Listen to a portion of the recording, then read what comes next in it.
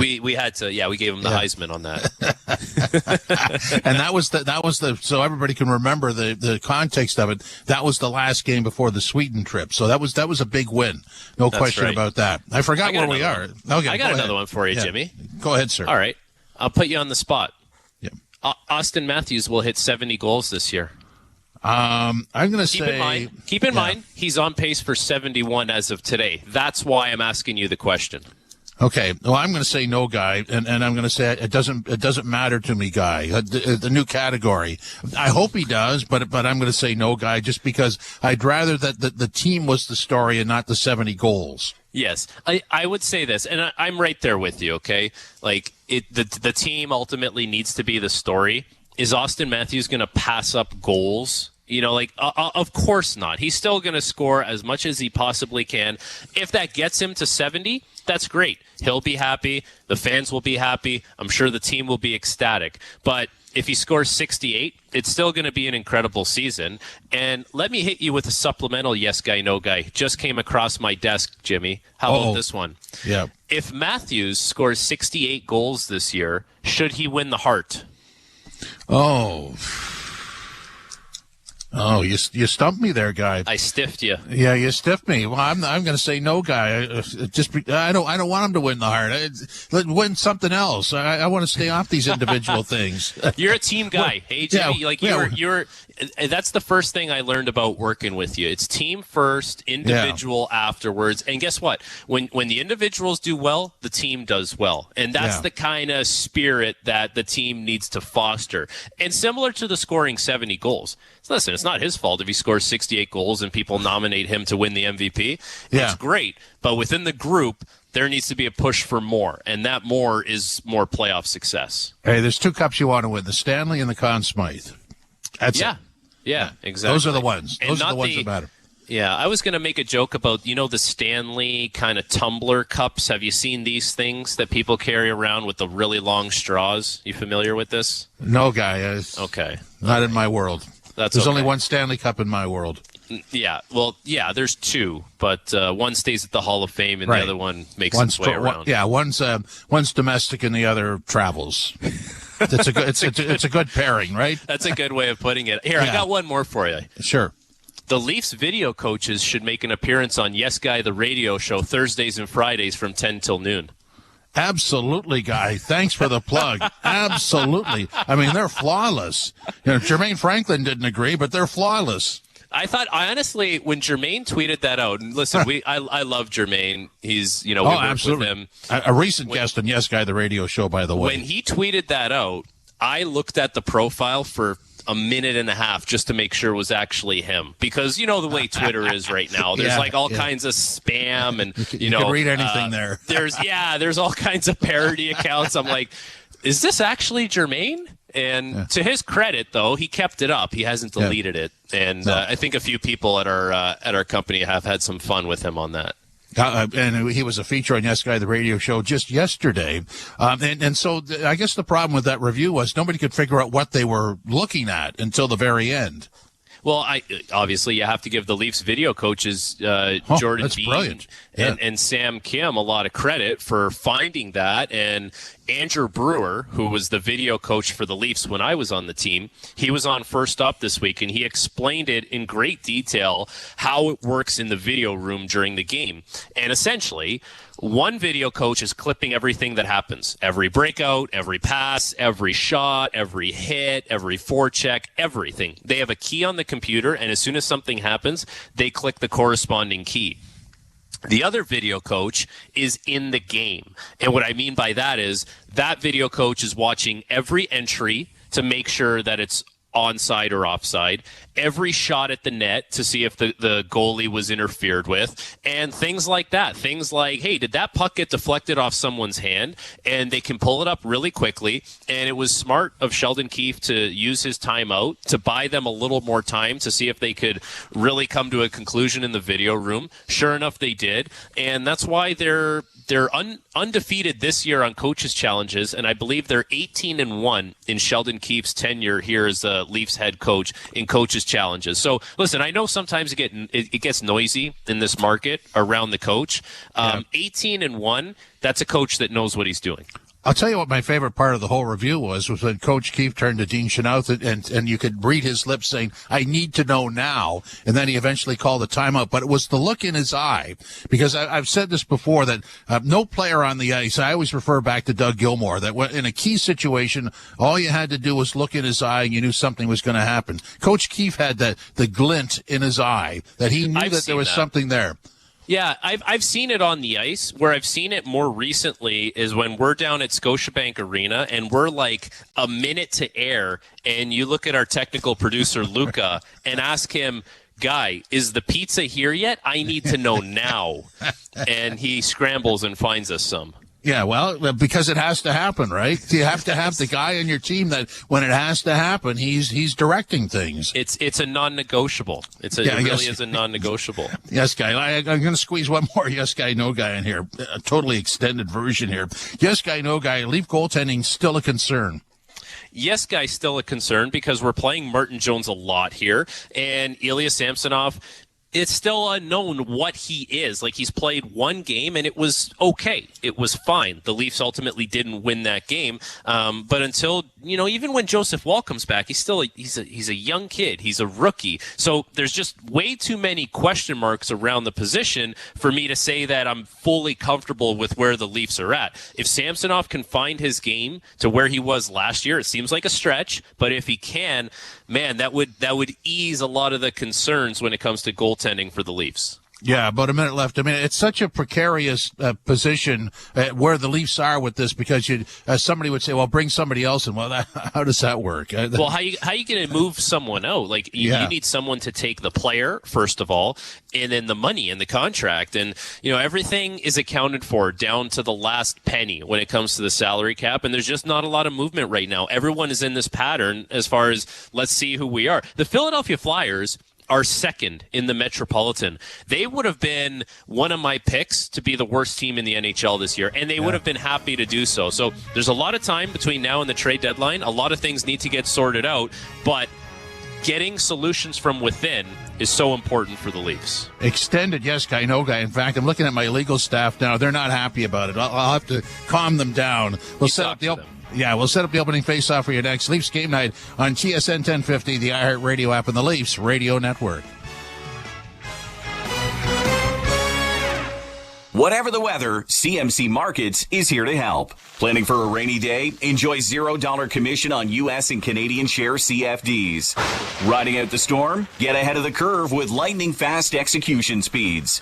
Blue skies ahead? Go with the trusted broker backed by over 30 years experience. Switch to CMC Markets and join over 275,000 global traders. Learn more at cmcmarkets.ca. FX spreads apply. CFDs involve a high degree of risk. Member Canadian Investor Protection Fund.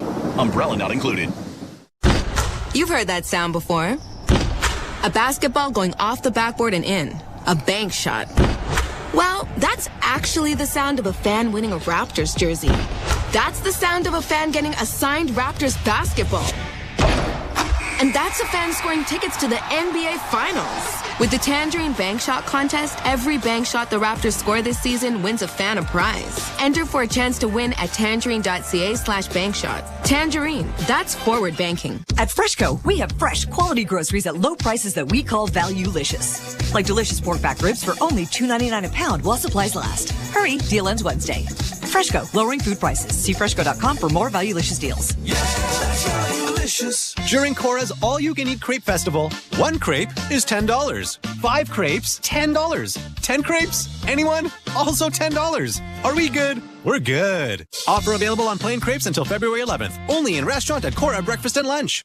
NHL All-Star Thursday is coming to Toronto with 3 exciting events in one star-filled night. First, celebrity captains select their teams in the Tim Hortons NHL All-Star Player Draft. Then, the 1967 Stanley Cup champion Maple Leafs are honored in the NHL Alumni Man of the Year. And finally, the best in women's hockey compete in the Canadian Tire PWHL 3-on-3 Showcase. It's NHL All-Star Thursday on February 1st. Buy tickets now starting at $29 at NHL.com/Thursday. Well, so far, the Leafs are 1-1 on this 4-game road trip. Big battle tonight in Vancouver, while Calgary and Edmonton are on their way up. The Canucks sit atop the mountain. Big turnaround in a short period of time for them. As for the Leafs, it's still a half-full, half-empty debate, but they got it done Thursday night in Calgary. Guy, what does that mean? Well, let's find out. Molson Canadian Leafs hockey starts now.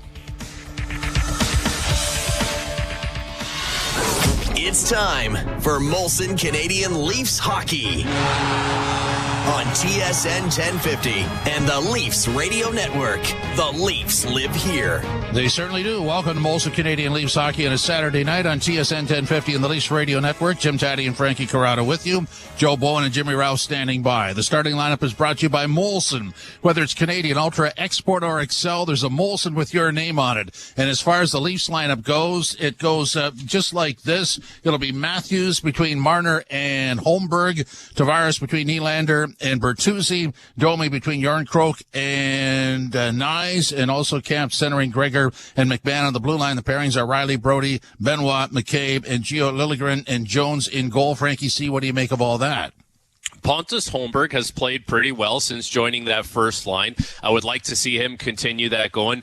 They need more from Tyler Bertuzzi. Sheldon Keefe is going to put Bertuzzi with Tavares and Nylander, see if he can spark him, see if he can spark Tavares, get a little more offense out of that line. And Max Domi's going to have a job to do tonight because the third line for the Vancouver Canucks, Dakota Joshua, Teddy Bluger, Connor Garland, one of the best third lines in the NHL. They've been really hard to play against. They've been outscoring their opposition. They've been trouble for a lot of teams, and he'll have his hands full with those guys. On the back end, Simon Benoit has to keep doing what he's doing. Jake McCabe, take care of the puck. And Timothy Liljegren, keep taking that next step. Like Sheldon Keefe wants more out of him. He can get more out of him. It's just about doing it now. And Martin Jones, who's played a lot for the Leafs, who's played really, really well, he's going to have his hands full tonight as this Vancouver Canucks team fills the net a lot. They score a lot, and they get a lot from their first line of Elias Pettersson, JT Miller, and Brock Besser. Okay, so let's circle back to Liljegren.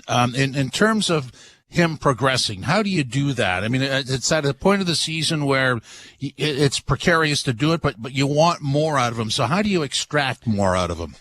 It's up to the player. Like, everyone around you can only do so much to put you in a position to A, succeed, B, grow as a player, and take another step. It just comes down to, like, can you execute? Can you do things that the best defensemen, like the top 4 defensemen in the league, do on a night-to-night basis? And it's not easy, but he's not playing in the top 4. He's playing on the third pair. He's still going to get some somewhat sheltered minutes. He's still going to be playing with a very stable D partner in Mark Giordano. So the conditions are right for him to have success, but he's got to try and push himself for a little bit more. He's got to try and stay away from the big mistake. The big mistake has been an issue for him throughout his whole tenure in Toronto.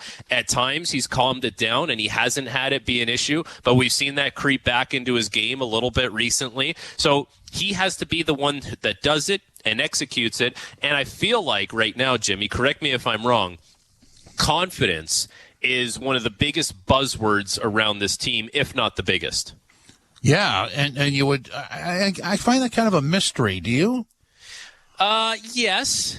I've experienced it, and there's been times where you don't find the confidence like for weeks and months, and it drags on, and you dig yourself a deeper hole every game. It seems like it's not that bad for Toronto because they're a good team. They're in a playoff spot. If you were on a bad team, it would be more of an issue with your confidence because you feel like not only are you not playing well as an individual, the team around you, like there's nothing to salvage the group around you. So they'll always have that going for them, the fact that they are a good team.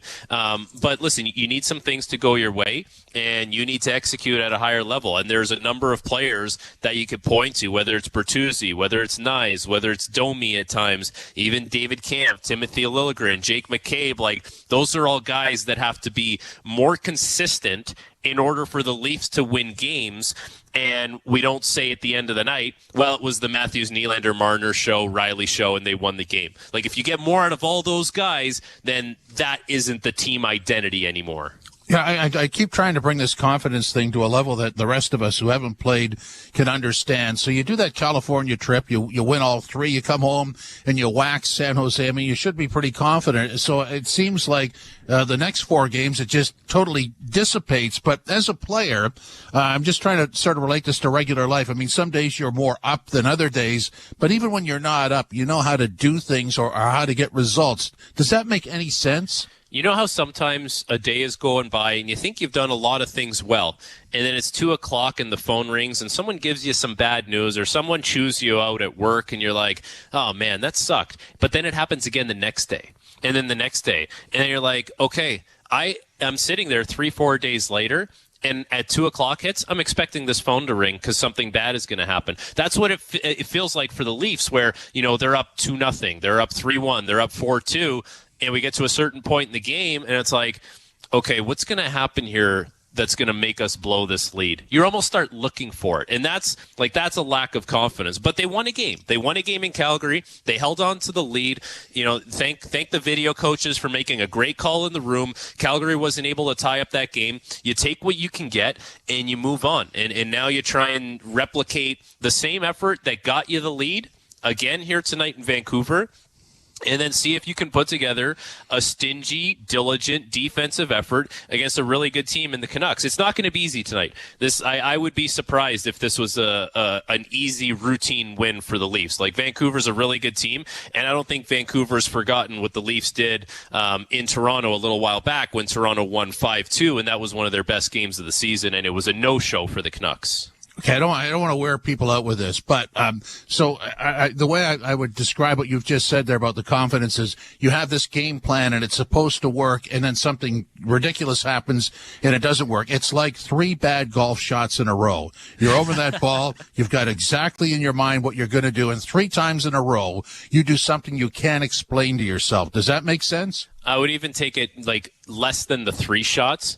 It's like you stand over the drive, and you know what you want to do. Yeah. And as you start swinging, you say in your head, I'm going to slice it. And you sliced it. Like, that's, you know, and it's not something, and we've all done it, and it's not something you can even control. But anyone who's been in that situation where you're standing over the ball and you start swinging, and maybe on your downswing, you say, yep, gonna slice it, and there it goes. And you're just like, that's your lack of confidence right there. Well, it's because your brain does a detour on you. I mean, you started a swing with the best of intentions, and halfway through, this part of your brain goes, sorry, guy, gonna do this to you. Yeah, I like the muffled mic. Yeah. But yeah, that's what it's like. And listen, confidence is, it's fickle. Sometimes it doesn't last very long, and then sometimes, you feel like you can't do anything wrong for half a season, and the puck's going in the net for you, or everything just seems to be executing really well. I know for me as a defenseman, it was like if I wasn't getting scored on and I was making these nice breakout passes, I wasn't really concerned about points as much, but I felt confident in my abilities. All of a sudden, you start digging the puck out of the back of your net, and you don't feel as confident anymore, and it sometimes can feel a little bit helpless. But confidence shouldn't be an issue for a lot of the players on this team. There are a lot of very good players making a lot of money who've had success in the regular season for a long time here. So, you go back to that highlight reel that you have playing in your head where everything's going well, and see if you can get yourself in that mindset and play your best hockey.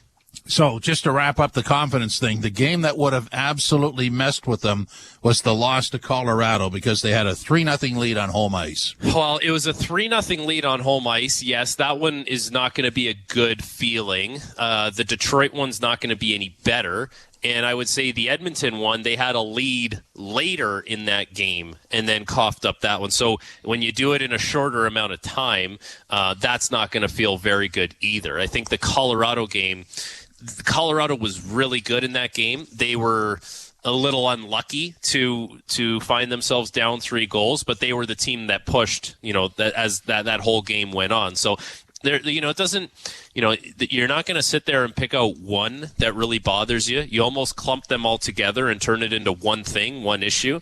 But they have a great opportunity tonight. They're in Vancouver. They're going to play Seattle tomorrow. This is a great matchup. The crowd is going to be in it. There's going to be a ton of Leaf fans chanting "Go Leafs, go" in Vancouver. It's one of the games on the schedule for both teams. I know I was a part of it on both sides, where both teams really look forward to this game because there's a lot of juice in the building, and in a long regular season, you need these kinds of games because there's a lot of Tuesdays in cities that you don't maybe want to be in all the time, that can really make it a monotonous year. This is one with a little extra juice on Saturday night, so hopefully the Leafs have the same kind of effort that the fans and the energy in the building are going to provide.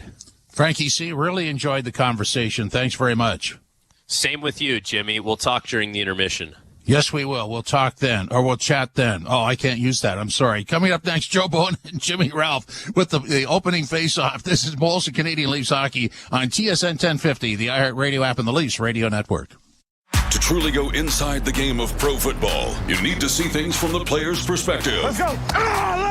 Every Tuesday at 7 p.m. Eastern, catch the Player's Point. Let's go. Let's bring the energy. Join NFL tight end Colin Thompson and Miami Dolphins fullback Alec Ingold as they break down the biggest stories in the NFL. It's an encouraging way to look at football. The Player's Point. Every Tuesday at 7 p.m. Eastern on NFL Radio, Channel 88 in the car and on the all-new Sirius XM app. NHL All-Star Weekend returns to Toronto, and SiriusXM NHL Network Radio brings you all the action. Pass and a quick shot. Scores! Matthews! Lost for Crosby for the HP. He's good! Hear conversations with all-star players and coaches. All-Star Media Day, player draft, skills competition, and play-by-play of the 2024 All-Star Game. 2024 NHL All-Star Weekend live. Beginning February 1st on NHL Network Radio, Channel 91 in the car, and on the all-new SiriusXM app. NHL Morning Skate. Chris Knobloch, head coach of the Edmonton Oilers. No coaching experience in Paul Coffey. What's that been like as far as a rather unique fit as an assistant? If you look at all the things that have improved with our team, and maybe even the most is how well our defense has been playing. Paul's done a great job of communicating with them and getting a message on just playing assertively. NHL Morning Skate with Scott Laughlin and Gord Stellick. Weekdays 7 a.m. Eastern on NHL Network Radio, SiriusXM 91, and the SiriusXM app. The Power Play with Steve Koulias. I'm with John Cooper, head coach of the Lightning. Can you kind of talk about your relationship with your captain? Whether I say it's a friendship or whatever we have, our bond is it's really come and really evolved over the years. He's one of the greatest, he's our greatest ambassador, but I think he's one of the greatest ambassadors for the sport. The kid's a class act, and it's been really a pleasure to watch. The Power Play, weekdays 3 p.m. Eastern on NHL Network Radio, SiriusXM 91, and the SiriusXM app. The Point with Boomer Gordon. You think, can you pay the guy? I think what we've learned the last 4 years is that you can. Tampa, Colorado, Vegas. They were all built on elite superstar talent. But what they also had was great management. And that's the one thing the Leafs haven't done. They've never done. Dubas never did it. I think we could all argue Treliving's not off to a great start trying to do it this year. Becomes a huge challenge. Points with Boomer Gordon. 1 p.m. Eastern on NHL Network Radio, SiriusXM 91, and the SiriusXM app. Under review. The National Hockey League, it's the number one league in the world. It's a tough league. It's not shinny. I never wanted to become a league where the stars get an extra step or two. And there is a real divide with some people who go, the NHL doesn't do enough for its stars. No, what we like about hockey is it's a team game. Under review with Mick Kerr, 11 a.m. Eastern on NHL Network Radio, SiriusXM 91, and the SiriusXM app. Hey Toronto, I'm David Morsuti, host of the daily Toronto Maple Leafs podcast, Locked On Leafs, part of the Locked On Podcast Network on the SiriusXM app. Every weekday, we bring you the latest Leafs news and analysis, break down all the action, including this game you're listening to right now, and preview the next one. We're giving you everything a Leafs fan could want, all in a daily 30-minute podcast. Download Locked On Leafs right now on the SiriusXM app, available with all trials and popular plans, or where you get your podcasts. Search Locked On. Join me, Gord Stellick, and Scott Laughlin as we recap the night that was on NHL Morning Skate, weekday mornings at 7 a.m. Eastern on NHL Network Radio, SiriusXM 91. Third game of the road trip for the Toronto Maple Leafs as they tangle with the Canucks in Vancouver at Rogers Arena.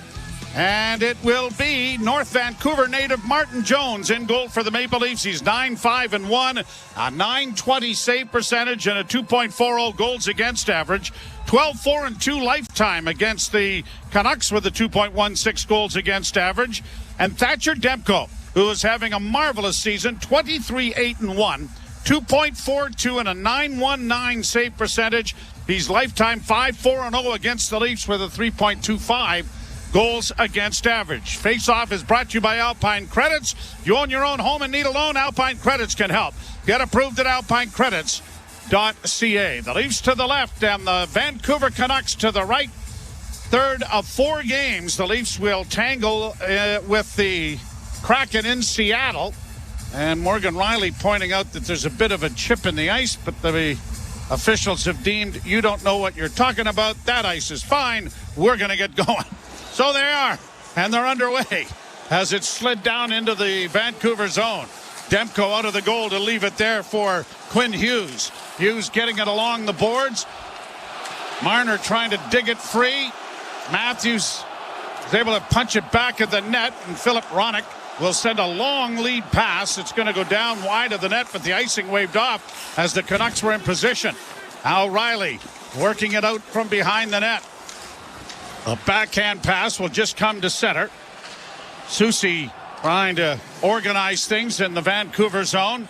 The Canucks having a marvelous season. They have 64 points, 30 wins, 11 losses, and 4 overtime or shootout losses. And over the line comes Garland. He works it back to the point. Long shot coming. Knocked away there by Jones. Where's the puck? It's in the near corner as Jones found it. And it's bounced out and down into the zone. And now here's Nylander rushing in there. That got the puck through to Tavares. Tavares spinning it back to the blue line. McCabe trying to keep it in. Tavares did for a moment. And then it is punched out at center ice by Vancouver. In on the left wing for Joshua. And he couldn't come up with it. McCabe playing it up on the left wing, and it is Nyes getting it to the line, but not in. Now here's Benoit. Works to the backhand and sends it into the Vancouver end. Canucks back in their own zone. Stolen there by Nyes, but he couldn't find his man in the corner. Canucks have the puck in the defensive zone. Pushed ahead. Bluger sends it down into the Leaf end. Jones sends it around the boards, and Nyes outlets to the defense and is pushed ahead on the left wing and backhanded in by Domi. Giordano rushing in after the fact, but can't come up with it cleanly. And now it is Ilya Mikheyev getting it out at center. Cross the line for Hronek. Pass into the slot, knocked down there by Domi. The puck in the goal crease area. The Leafs are able to dump it to the blue line, but not out. Here's Hughes working into the corner. Quinn Hughes works it back towards the point, holds, sends a shot towards the net. That was stopped. Sharp angle shot stopped by Jones. Puck at the side of the goal, rattled by the Leafs, but not out. Kept alive by Hronek and into the corner. At the point, a bouncing shot, and Jones wanted to stop play, but it bounced away from him. Back to the blue line. Kept alive now by Hughes. His shot deflects wide of the goal. Great pressure here from Vancouver. Hughes in the corner. Has it tied up there by Giordano. In along the wall is Nyes trying to hold it off. At least giving his mates a bit of a chance to catch their breath. Puck goes free. One of the Canucks loses a stick. Now Hronek at the point. Dropping it back. Hughes works in with a shot in traffic. That bounced away. Big traffic jam, and they score. A long siege by the Vancouver Canucks. And there's nothing new about this. They get the opening goal of the hockey game. 3:06 in, and the Leafs had, 2-3 chances to clear the puck. They couldn't do it. And eventually, a point shot bounces around in front of Martin Jones. And as just a backhand swept along the ice, gets through Jones and the Vancouver Canucks. We talked about this before we went on the air. How often they have scored first this season has been absolutely ridiculous. That's the 32nd time now in 46 games that the Canucks have scored first. They're 24-5-2 when doing so. Höglander with his 13th of the year. And the Canucks take the early lead. Leafs get it down into the Vancouver zone. They'll work it back to the point. A shot deflects wide of the net. David Camp comes away with it, cycles it around the boards to the near wing, pinching down there. It comes back to the point, and Gregor will send it along. Now a shot by Brody is blocked and is pushed out at center ice, and Mikheyev works it to center, and he's going to send a long shoot in on Jones. Puck along the boards in the Toronto zone. Dug out by the Leafs, chipped to the line, and then out by Gregor, and the Canucks go back into their own zone. Ian Cole gets it down into the Leaf end, but the pass that was intended for Pettersson is not near him enough, and icing is called here against Vancouver. You know, you're having a great season. When you do a comparison between the two clubs, go to fourth line guys, Sam Lafferty and Nils Höglander. 22 goals between them on the fourth line. When you look at Max Domi's got 4, Tyler Bertuzzi has 6. And they're guys that have bounced around between your second and third line most of the season. So you talk about getting a team effort, Vancouver's had it. Bounces in front of the net, and a backhanded tip by Marner was deflected wide of the goal. Now in the corner, swept around the boards to the near side by Holmberg. The puck goes high, and it is going to be launched down the ice, and an icing call coming here against Vancouver. Might as well get all the bad news out of the way first. You want to do that? Hey, whatever, yeah. Then we don't have to bring it up anymore, hopefully. Either that, or we say, we told you. The Leafs have lost 6 straight in Vancouver, and since the 2005-2006 season, the Leafs are 2-13-3. That is their worst road record against anyone in the NHL since the 05-06 season. Canucks play it through center. Knocked in by J.T. Miller. Nylander takes his man up against the boards. The puck comes free, though, and it comes back to the point. Kept alive for Hughes. Hughes dishing it off there for Besser. Back to the point now to Hughes in the right wing corner. He gets it back to the point again, and a drive is blocked in front of the net off the stick of Ronick. The puck is back of the goal, and the Canucks are into the business of trying to maintain possession, and they do. Left wing side now for Pettersson. A shot blocked, and it is Tavares coming away with the loose puck and skating it out into neutral ice. Gets a little room and flips it in. Then he goes in there after it. He'll take his man, Ronick, in against the boards. The puck still in their skates, but it goes back of the net. And Hughes is there to play it off on the right wing side. Lafferty and Hughes drawing assists on the goal for Vancouver. And what a season Hughes has had.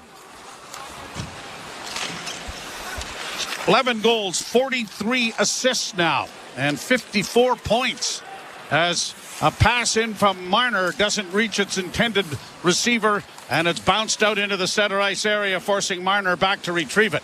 He's going to backhand it again into Vancouver territory. The Leafs have had one shot on goal. A pass in front, and that was intercepted before it got to Matthews, and he had that stick raised and ready to go. Leafs play it up on the wing. Benoit hit, stands up the Vancouver forward. Another hit takes Garland into the corner, then by McCabe, and now on the wing, and a shot scores off the wing. Höglander has 2.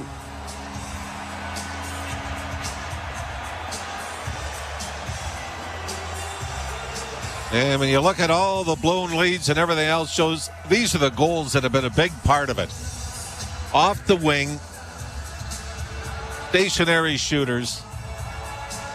And Martin Jones, I mean, I don't think there's any traffic in front here, but this is let go below and to the left of the face-off dot.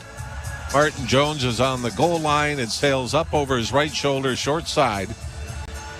And it wasn't thrilled on the first goal that Jones gave up, Joe. It ended up, I believe, went 5-hole on the rebound.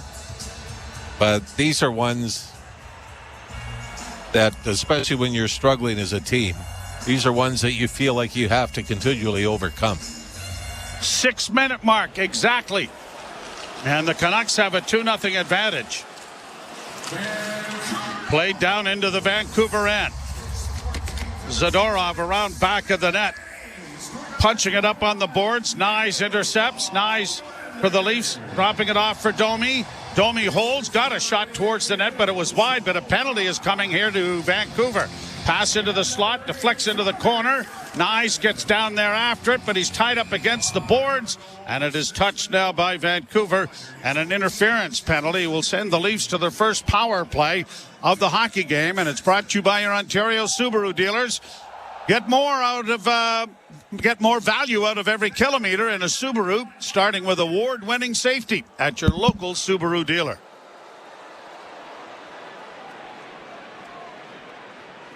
So the Leafs and the Vancouver Canucks, and it's 2-0 Vancouver. You're listening to Molson Leaf Hockey on TSN 1050 and the Maple Leafs Radio Network. Radio Andy.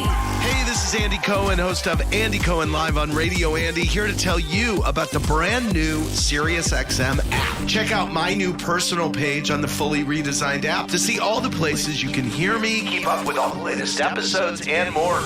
Just search Andy Cohen in the app to find me, then keep exploring to add all your SiriusXM favorites and new discoveries to your library.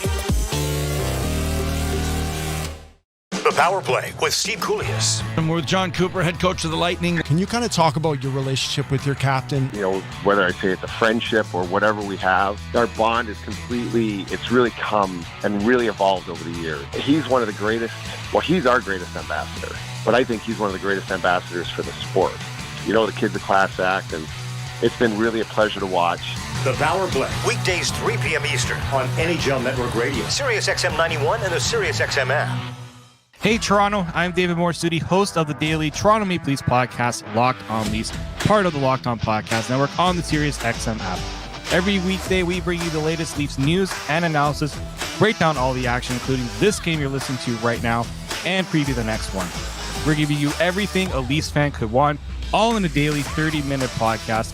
Download Locked On Leafs right now on the SiriusXM app, available with all trials and popular plans, or where you get your podcasts. Search Locked On Leafs. Join me, Gord Stellick, and Scott Laughlin as we recap the night that was on NHL Morning Skate, weekday mornings at 7 a.m. Eastern on NHL Network Radio, SiriusXM 91. Oman and Garland have assisted on the second Höglander goal. The Leafs on the power play. Nylander trying to make a pass, had to go off his stick and up into the screen and out of play. Well, the Leafs, we've talked about blown leads a lot the last couple of weeks. Maybe they've changed their strategy. They were down 2-0 to the Calgary Flames and mounted a comeback there and decided to get down 2-0 early in this one. Face off to the right in the Vancouver end. Tavares scrums the draw. The puck goes to the side of the net. Canucks get it around back of the goal. Wired around the wall. Down the ice it goes. Vancouver really, despite where they are in the NHL in the standings, have been very average in specialty teams. 10th in power play, 19th in the penalty kill. Morgan Rielly dropping the puck back there for Marner, who dishes further in arrears to Matthews. Now to Nylander. Back to Matthews. Couldn't get his stick on the puck, and the Canucks break it out. 2-on-1 break. Working in over the line, going hard to the net. It was Joshua, and it was knocked away before he could get his stick on it. Leafs countering now with Matthews in along the boards. Misfired on a pass to Marner. It's cleared back on the line, kept alive by Nylander. Nylander cross ice into the corner. Marner had difficulties handling it. Into the corner, he gets it to Tavares. Tavares in traffic. Now to Marner, back to the blue line. Rielly unable to reach a rolling puck that came out. Now Rielly on the wing for Tavares. Tavares, a cross-ice pass. Here's Nylander closing. Far side instead of shooting. Went to the angle, and Marner had it deflected away. Rielly will keep it in. Near side for Matthews. Top of the circles. Now in. Now with a backhand through the crease that went wide. Nylander will corral a puck, but now have it deflect and come out into the center ice area. 26 seconds left in the power play. The Leafs are changing, and it'll go back now for Liljegren to carry out. Liljegren looks to drop it back, sends it over for Bertuzzi. He'll drop it back instead to Domi. Domi and Yarncrook, they cough the puck up at the blue line. shot down the ice, and that will just about do it for the power play. 2 seconds left. And they did not get a shot on goal. In across the line. Domi rifling it around the boards. McCabe pinches to get it back at the net. Domi trying to come out in front. He does! Big save made by the goaltender off Bertuzzi. Demko got a piece of it. He thought it was underneath him, but it trickled out the behind and wide of the net. Played out and down the ice by Vancouver, and an icing charge here. Those have got to go, don't they? I mean, you're wide open in front, 5 feet in front of the goaltender. And it looks like Bertuzzi's got a lot of room. And actually just put it right back into the crest of Demko. And then I think it rattled around under his blocker and then rolled out the other way. But for Tyler Bertuzzi, 1 goal in his last 24 games. And he had a chance to score the other night and made a brilliant pass for an assist. But, yeah, you're right. That stat is still there, and it's still very much in his mind, and he has struggled offensively for sure. I mean, who would have predicted when the Leafs signed Max Domi and Bertuzzi that Sam Lafferty would have as many goals as both of them playing on the 4th line in Vancouver? Played off a stick to center to the Leaf blue line. Tipped back now. Liljegren gets it ahead.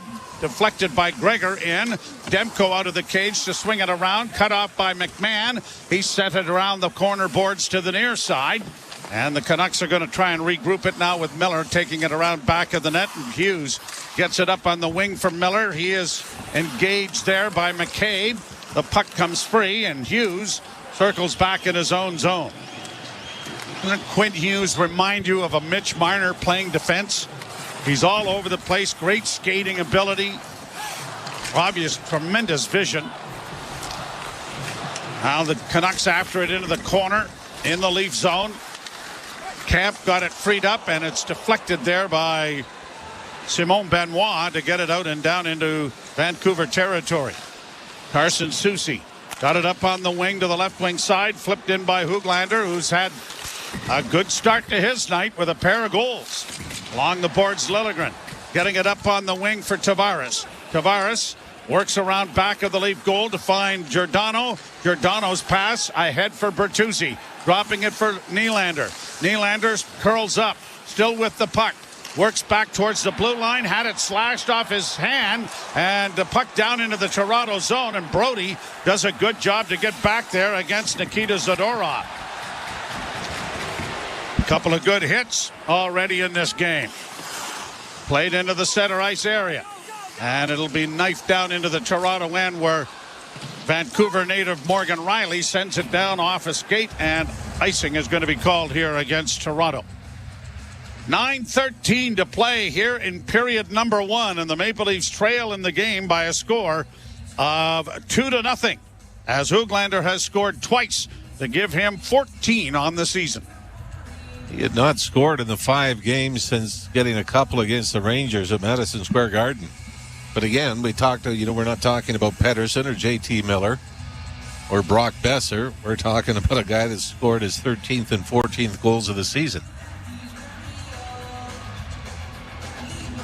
Pettersson taking the face-off, and one draw, but a fanned-on shot from the slot area. Now a wrist shot taken there by Ronick, deflected wide. Here's Hughes with it again. This time the shot was blocked, and the Maple Leafs Marner gets it out. Matthews hits the line, flipping it in on the left wing side, and Pontus Holmberg couldn't handle the pass. He carries it down into the corner. Matthews gets it back of the net for Marner. Marner with a little stutter step works back now with a pass. It comes to Matthews. His shot was deflected by Demko wide of the net. Leafs keeping it alive on the far side with Riley. Centering pass deflected there by Pontus Holmberg, but stopped on the short side by Thatcher Demko. Leafs with just 3 shots on goal at this point. 7 for the Vancouver Canucks. Hughes with the pass ahead at center that was knocked away, carried back in by Nyes. He couldn't penetrate. And back come the Canucks with Mikheyev getting it down into the corner, and the Leafs turn it around and get it out at center, and now trying to get to it is Järnkrok. Järnkrok is belted there by Ronick and pushed right into the Vancouver bench. Icing call coming here against Vancouver. In the first meeting, the Leafs won 5-2. There were 42 penalty minutes handed out, including a couple of fighting majors. An opportunity by J.T. Miller off the draw. It was actually Pontus Holmberg that blocked it. I think part of the reason Roenick was able to get Järnkrok over the boards, Järnkrok tried to avoid the linesman as well, who was trying to get out of the way and fortunately did. Bertuzzi along the left wing boards, got around one man, then lost the handle on the puck, is able to kick it around back of the net now with control, banking it back to the point. Liljegren, far side for Nylander, who clears it in around back of the net where it's cut off by Soucy and played to the side of the net. That bounced right out in front off the side of the goal, but no one there to take advantage of it for the Maple Leafs.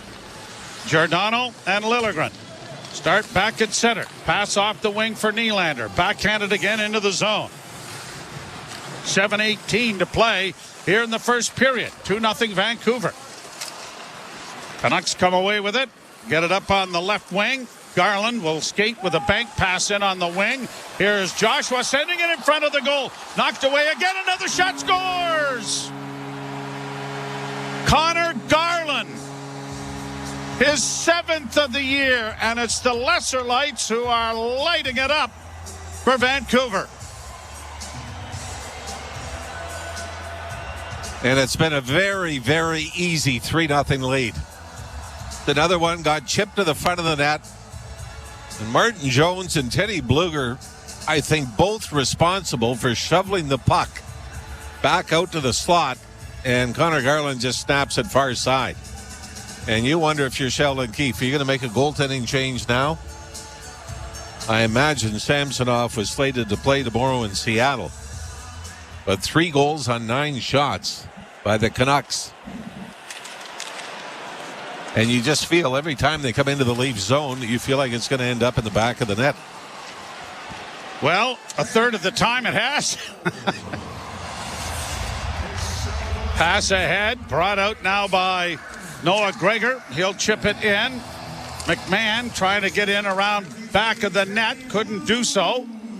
And the Canucks have been full marks for the 3-0 lead. McMahon with a backhand, and Demko is there to cover up. And then Gregor gets into a bit of a pushing session at the side of the net. McMahon arrives on the scene a little bit late.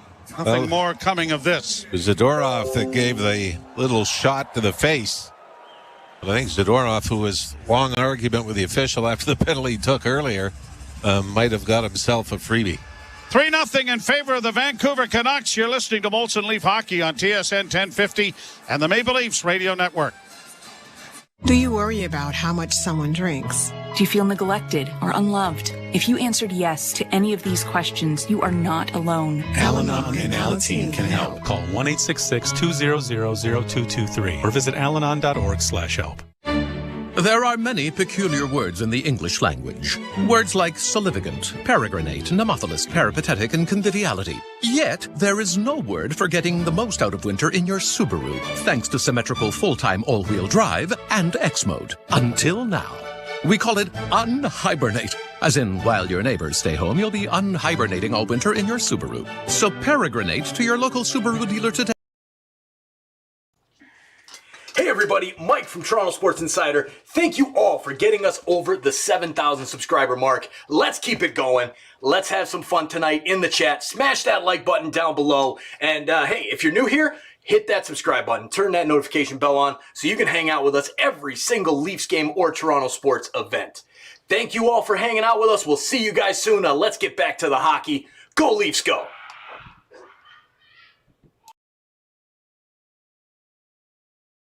Renovation mode. New floors, windows, a heart-shaped button that plays this tune. Okay, I think that's quite enough. Own your home? Need a loan? Alpine Credits can help. Alpine Credits, where homeowners get approved. Just for license 12616. 3-0 Vancouver here midway through the first period. Höglander with a pair, Garland with a single. Bluger and Joshua getting assists on the last goal. 9 shots, and 3 of them have been in the back of the net against Martin Jones. The things have gone. You always say, okay, how many of these have you given up, and how many can Austin Matthews score? Leafs with it now, back of the net, banked by Holmberg to the point, pass in front of the net, big save made there by Thatcher Demko off Marner, and that's the difference. He's made 2 sparkling saves, and Jones really has not. Pass up the middle, Holmberg to the line with Marner in traffic. Backhands in for Matthews. A backhand was steered wide by Demko. It's cleared around into the near corner. And the Canucks, Quinn, will get it out and down into the Leaf end, but it doesn't touch anybody, and an icing call coming here with 5 minutes and 49 seconds to play in the first period. And the Maple Leafs trailing 3-0. Marner had a great chance, and Demko got over there and got out and got square. What happens here, though, is Austin Matthews, puck is in his skates, coming to him from the left point, and he simply kicks at it and got it through some legs across the slot to Marner. But as you mentioned, Demko, that's 2 that he has made from about 5 feet. Shot from the point. Demko got a blocker in front of that.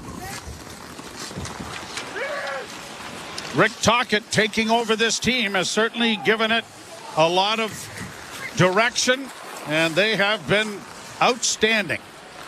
Not just tonight. I mean, their record this year has been letter perfect, but a lot of it is mirrored by the fact that Demko has played as well as he has. Now here's Riley getting it into the slot, and Yarncrook tried to pull the trigger on it, couldn't get it. Then a shot is blocked by Demko from the point off the stick of Morgan Riley and is pushed out into neutral ice. Brody trying to play it back up on the wing, and it is Domi sending it off on the left wing. Guess we should welcome Patrick Roy to the coaching fraternity. That button was pushed today by Lou Lamoriello. Lane Lambert getting the hook. Now here is a chance with a centering pass at the side of the goal in the Vancouver end, taken away, and Garland is able to skate it out at center.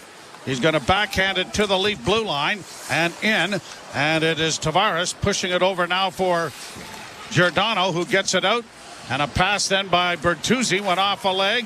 Leafs were able to punch it back out at center ice. 4:26 to go here in the first period. Played high to center ice. Bringing it on now is Joshua. He'll play it down into the Leaf end. David Camp given a bump there by Joshua. The puck comes back to Camp. He's able to break it out. Pass up on the wing for McMahon. Trying to one-hand it in over the line. Got it back again. Sent it towards the net. Easily blocked by the defense, though. And out at center ice is Oman getting it down into the Leaf end. Collision there, and Lafferty went into the boards rather awkwardly. The Leafs come away with it. McMahon getting it ahead. Al Benoit works down the right wing, trying to cut in, goes around back of the net. Still with it, comes back towards the point, cycles it back behind, but Myers read that perfectly and then brought it up on the wing, but the Leafs were able to steal it back. Here's Marner with it again, bouncing it in front of the net. No one there.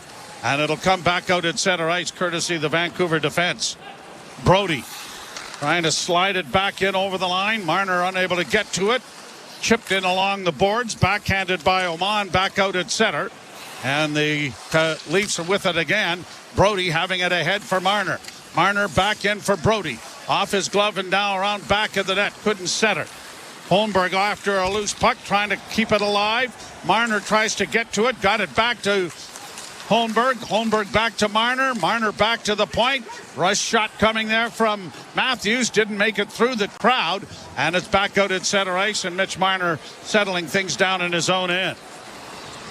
Long lead pass. Got it ahead. Nyes got across the line but couldn't carry the puck down the right wing boards. Brought back by Vancouver. Their 3.78 goals for average is number one for the Canucks in the National Hockey League. Couple that was second best goals against in the league. You know how that works out. You're a first place team. You don't need specialty team. No. Round back of the Vancouver goal. Nyes and Domi after the puck. Down the boards comes Liljegren. Then a shot is knocked down by Demko. And the Canucks trying to send it ahead, and here's Mikheyev working in over the line. Former Leaf is spun around. Puck in along the boards. Minute 58 left to go in the first period. Back to the point. Mikheyev sending it around the boards, back of the goal. Zadorov tried to find an outlet. It comes to the blue line, but no one there. Now around back of the net. Kuzmenko gets it back to the point. Kept in there by Zadorov. Into the corner and around to the far side. 30 seconds left to go minute 32 left to go in the first period. Giordano stepping into one of the Vancouver players as it comes back to the point with a long shot. That is stopped. Good cycling done here. Garland with it again. It's not been the big lines. It's been the third and fourth lines that have been dynamite. Now the Leafs get a chance to clear, but they don't get it out. Garland with it again, centering in front of the goal. And now it's going to be brought out by Toronto. Yarncrook launching it high down into the zone. Icing waved off with a minute to go. Canuck fans hollering for a penalty as one of the Vancouver players was taken down in front of the net. Soucy starts out. The Leafs have actually taken over the shots on goal lead at 10-9. Back to the point, kept in by Vancouver. Miller around back of the net. Broken up there by Matthews. Played ahead for Nylander. Nylander starts away. Got it ahead for Riley. Riley in over the line into the right wing half boards, but couldn't control the puck. Canucks have set it back out at center ice. Brody with a pass, trying to spring Matthews through the middle. He was taken down by Tyler Myers. Now the puck comes free, and the Canucks get it to the line and are going to get it out. Flipping it high down into the zone. Icing waved off. Goaltender Jones plays it up on the wing. And with the final seconds ticking down, the Vancouver Canucks are going to be saluted by their fans, leaving the ice with a 3-0 lead. You don't agree that really Vancouver had 3 shifts where they hemmed the Leafs in? I think territorially and even shots on goal, as we've seen, pretty even, and probably scoring chances as well. As Tyler Bertuzzi and Mitch Marner had great opportunities. As the puck comes to them at the top of the crease, they can't finish. But as you mentioned, it's been the lesser lights for the Canucks that have them up 3-0. Höglander with a pair of goals and Garland with the other. 3-0 in favor of the Canucks at Rogers Arena in Vancouver. And we'll ship it aside to give it off to Jim Taddy and Frankie Corrado. You're listening to Molson Leaf Hockey on TSN 1050 and the Maple Leafs Radio Network. Let's go, football fans. This week on Let's Go with Tom Brady and Larry Fitzgerald and me, Jim Gray. We're all better players for having Coach Belichick as our coach. I respected his work ethic. I think there was a level of accountability and discipline that he had. Maybe we didn't always want to hear it, but in the end, when we reflect back, we're happy that we did hear it and that we went through it. Listen to Let's Go every Monday at 6 p.m. Eastern on Mad Dog Sports Radio and anytime on the SiriusXM app. Let's go, baby. Let's go. The Power Play with Steve Koulias. And we're with John Cooper, head coach of the Lightning. Can you kind of talk about your relationship with your captain? You know, whether I say it's a friendship or whatever we have, our bond is it's really come and really evolved over the years. He's one of the greatest, he's our greatest ambassador, but I think he's one of the greatest ambassadors for the sport. You know, the kid's a class act, and it's been really a pleasure to watch. The Power Play, weekdays 3 p.m. Eastern on NHL Network Radio, SiriusXM 91, and the SiriusXM app. The Point with Boomer Gordon. You think, can you pay the guy? I think what we've learned the last 4 years is that you can. Tampa, Colorado, Vegas. They were all built on elite superstar talent. But what they also had was great management. And that's the one thing the Leafs haven't done. They've never done. Dubas never did it. I think we could all argue Treliving's not off to a great start trying to do it this year. It becomes a huge challenge. Points with Boomer Gordon. 1 p.m. Eastern on NHL Network Radio, SiriusXM 91, and the SiriusXM app. Join me, Scott Laughlin, and Gord Stellick, along with former NHLer Mike Johnson for NHL Morning Skate. Weekday morning, 7 a.m. Eastern on NHL Network Radio, SiriusXM 91. 3-0 Vancouver over the Leafs after 20 minutes of play. Hoaglander with 2. Garland has the other goal. Before it was 13 minutes old, the Canucks had scored 3 times. Leafs outshot them 10-9 in that period. Frankie C. will join me next in Molson Canadian Leafs Hockey on TSN 1050 and the Leafs Radio Network. This is former Pro Bowl quarterback Alex Smith, and listening to the NFL playoffs on the all-new SiriusXM app is as easy as throwing a touchdown pass. Smith will throw. He makes the catch. Touchdown! Just open the app, click on sports, and find the matchup. Then pick which one of the hometown feeds you want to listen to, and now you're in the game. Plus, when the final whistle sounds, get reaction from hosts on channels like NFL Radio and Mad Dog Sports Radio all on your phone. And don't forget to check out my show, the SiriusXM Blitz with Alex Smith on NFL Radio Channel 88 in the car and on the all-new SiriusXM app.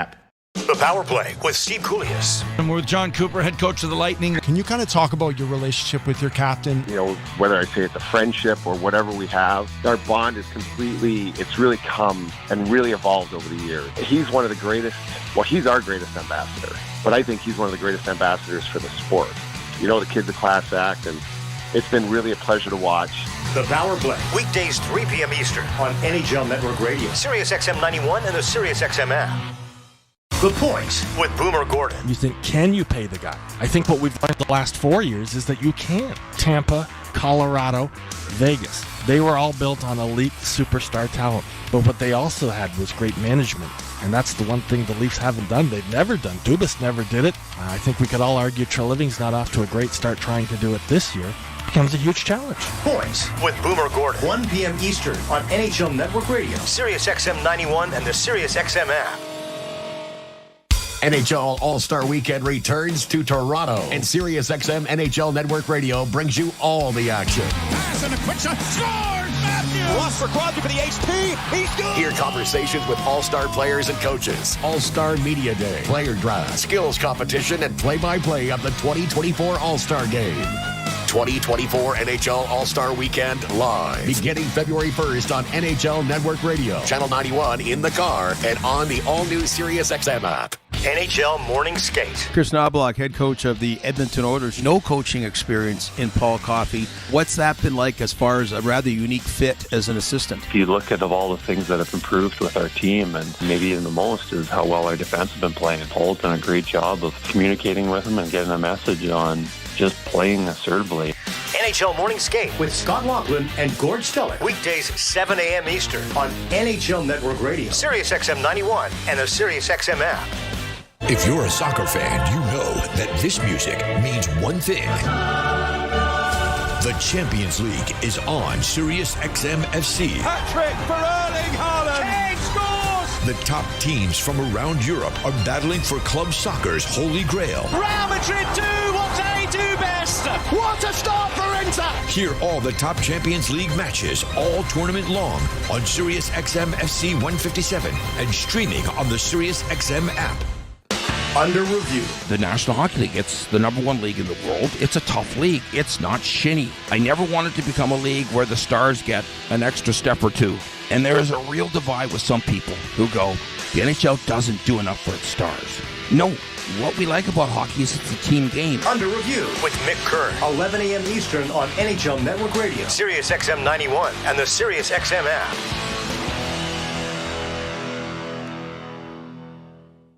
Join me, Gord Stellick, and Scott Laughlin as we recap the night that was on NHL Morning Skate, weekday mornings at 7 a.m. Eastern on NHL Network Radio, SiriusXM 91. Molson Canadian Leafs Hockey is on TSN 1050 and the Leafs Radio Network. The Leafs live here. And trailing 3-0 after 20 minutes of play. TSN After 20 brought to you by your Ontario Subaru dealers. Hurry to your local Subaru dealer. Get more out of every kilometer, including more karaoke.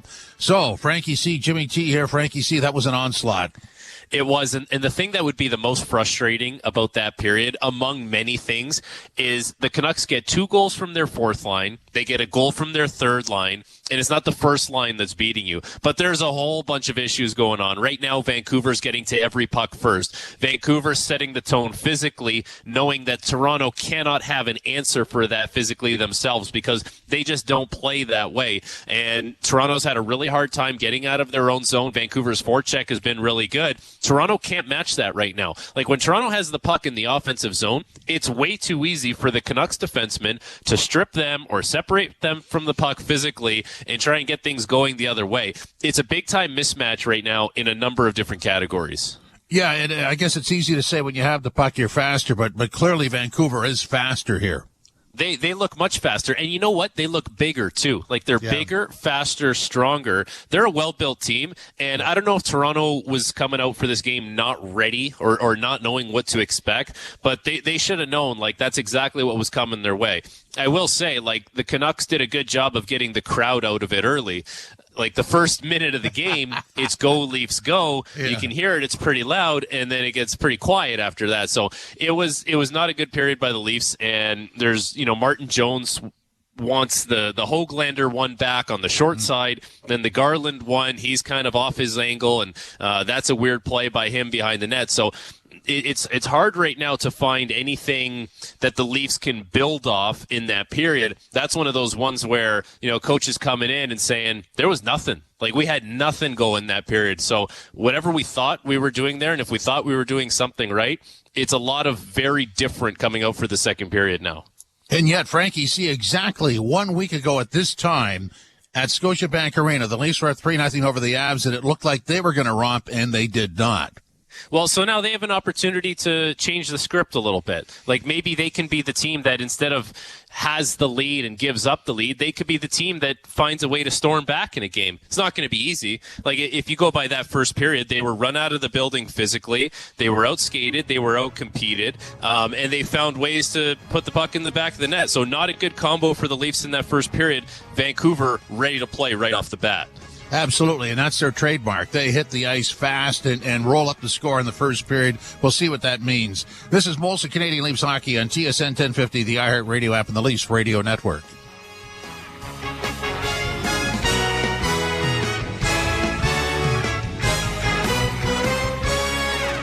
From the biggest stadiums to the coziest holes in the wall. From house parties to porch hangs to pride celebrations. From your favorite fuzz shop to your local Indian spot. From noodle bars to sports bars to salsa bars. There's a Molson with your name on it. Canadian Ultra XL. Molson. Everyone in. Must be legal drinking age. Maple Toyota knows you love sports and trucks, which is why they have great vehicles in stock to carry your team, your game day gear, and to get you through winter. Like the Tundra, 4Runner, Highlander, and Grand Highlander. Plus, now through January 31st, when you purchase any new in-stock short box Toyota Tundra, you'll score big with a free genuine Toyota Tri-Fold hard tonneau cover or running boards. Your choice. Make it easy. Make it Maple. Maple Toyota. Visit mapletoyota.com.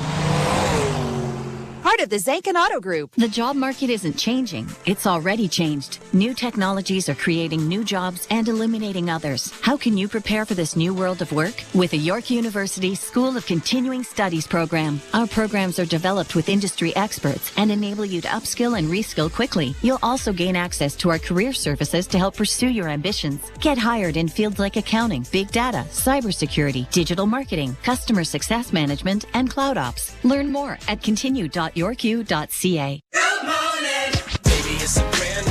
When you vacation with Norwegian Cruise Line, every day is a new day. Get a taste for Barcelona, then savor incredible dining back on board one day. Connect to ancient history in Athens, and then disconnect in our spa another day. Wherever the sea breeze takes you, come aboard and experience a different tomorrow with Norwegian. Visit ncl.com, call your travel advisor, or 1-888-NCL-CRUISE. Norwegian Cruise Line. Ships registry the Bahamas and USA. The rest of my life gonna start today.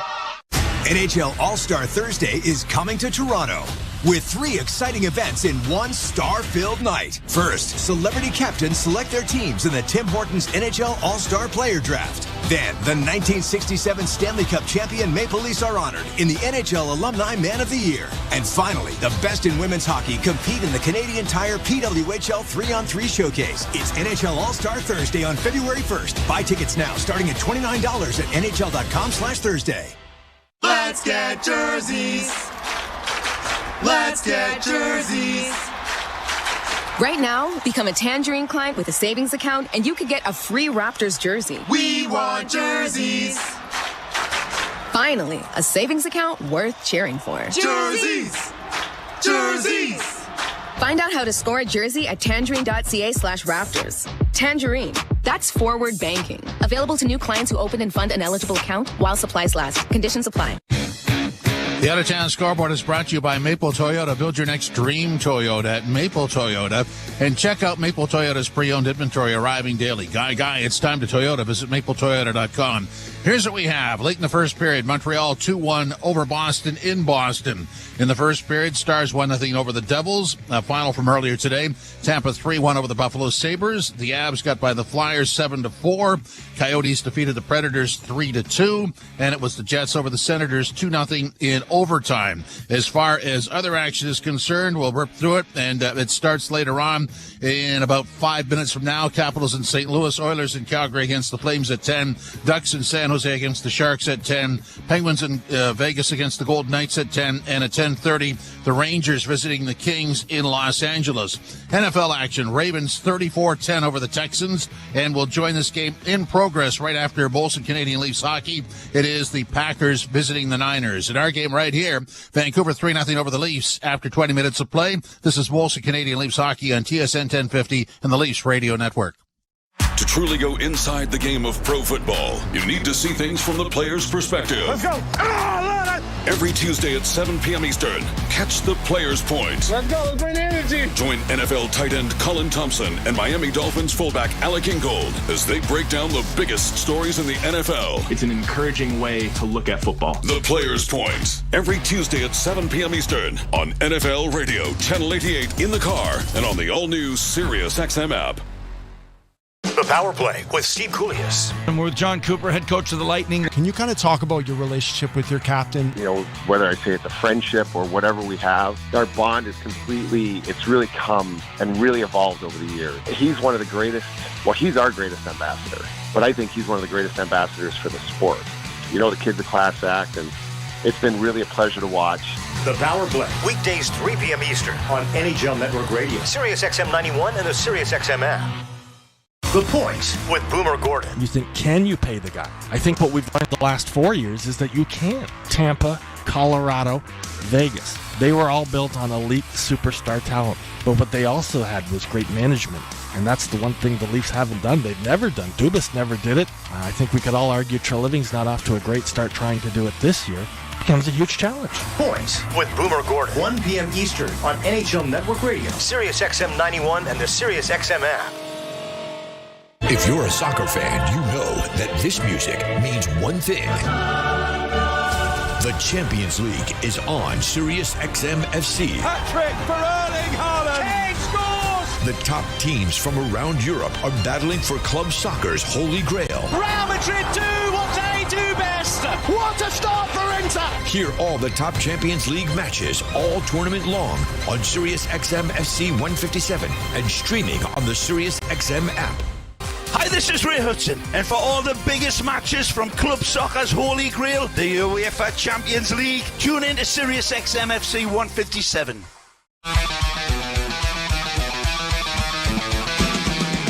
Joe Vaughn and Jim Ralph back with you here as the Maple Leafs are out in Vancouver at Rogers Arena, trailing in the game 3-0. Hooglander with a pair and Garland with the other. And the old axiom of show me a good coach, I'll show you a good goaltender has played out fairly well for the Vancouver Canucks because Thatcher Demko's having an amazing season. Well, but, I mean, we've already gone through it where, you know, when they score first, how often they've scored first. And one hockey games is directly related to goaltending, where, you know, the Leafs have really struggled with save percentage when leading in hockey games, one of the worst in the NHL. And Thatcher Demko has just had a great bounce back here. And they're playing well enough in front of him. And when you start to get confidence between your goaltender and your defense and your forwards, you can see where, you and I were just talking before we came back during the commercial break. We didn't notice a lot of Elias Pettersson in the opening period, or JT Miller, or, Quinn Hughes did pick up an assist on one of the goals. And even Brock Besser. They're guys that, I don't know if you said their name that often in the first period, but it's the third, fourth line guys were the ones that were able to get it done. But from a Leaf standpoint now, you're in overtime. You can't give up another goal in the next 40 minutes if you have any chance of coming back in this game. Now, we were also talking that maybe twice this year, the Leafs won a game, maybe 3 times, where goaltenders stole the game or played outstanding enough to be really legitimately the first star, and Joseph Wall was a big part of those. Well, he was all 3 of those. And I think you go back early in the season when the Leafs got off to that rough start. They lose to Chicago at home, then they went to Florida and lost. Then it was Joseph Wall in back-to-back games against Washington, Minnesota, where he was brilliant. And without going through every game individually, the next one that really pops up was the game that he was hurt on in Ottawa. He made about 3 post-to-post saves in that game against the Ottawa Senators before leaving with the fluke injury. And as far as Martin Jones and Ilya Samsonov, you just hope they don't cost you. I mean, I don't, not being critical on Martin Jones, I think you got him for this if you ran into goaltending troubles. But obviously you thought Ilya Samsonov would be able to be the guy that everybody thought he was going to be coming into the start of the regular season. So for Martin Jones, you're getting probably exactly what you thought. Somebody that, is a mid to lower level goaltender. Anybody could have had him after training camp when he cleared waivers to be sent down. And you just see some of the cracks that are in his game right now, and the Leafs haven't been able to overcome that in this game.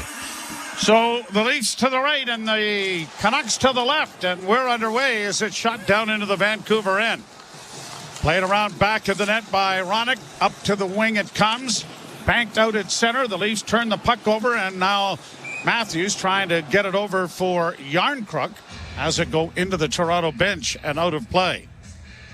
And even if, Vancouver goes on to win this game, Joe, 6-1, 6-2, you're not going to remember the saves that he made off Bertuzzi or the save that he made off Mitch Marner, Thatcher Demko. But that's all part of the winning process, right? Sometimes you just need him for a couple of moments, and you're going to get paid back at the other end. Canucks with the puck in their own zone, get it ahead. Besser gets across the line on the wing. Patterson trying to play it into the corner, was knocked down. The puck comes back now. Besser getting it back towards the blue line, but it bounces out at center. And Ronick will have to go back and retrieve it for Vancouver. Garland was stepped into. The Leafs get it back, and now Marner steps in over the line, got it back into the slot, and a shot is into the glove of Demko and held off the stick of Simon Benoit, and there'll be a face-off coming in the Vancouver end. And if you're scoring at home, 10-9 shots now favoring the Leafs, despite the 3-0 score for Vancouver.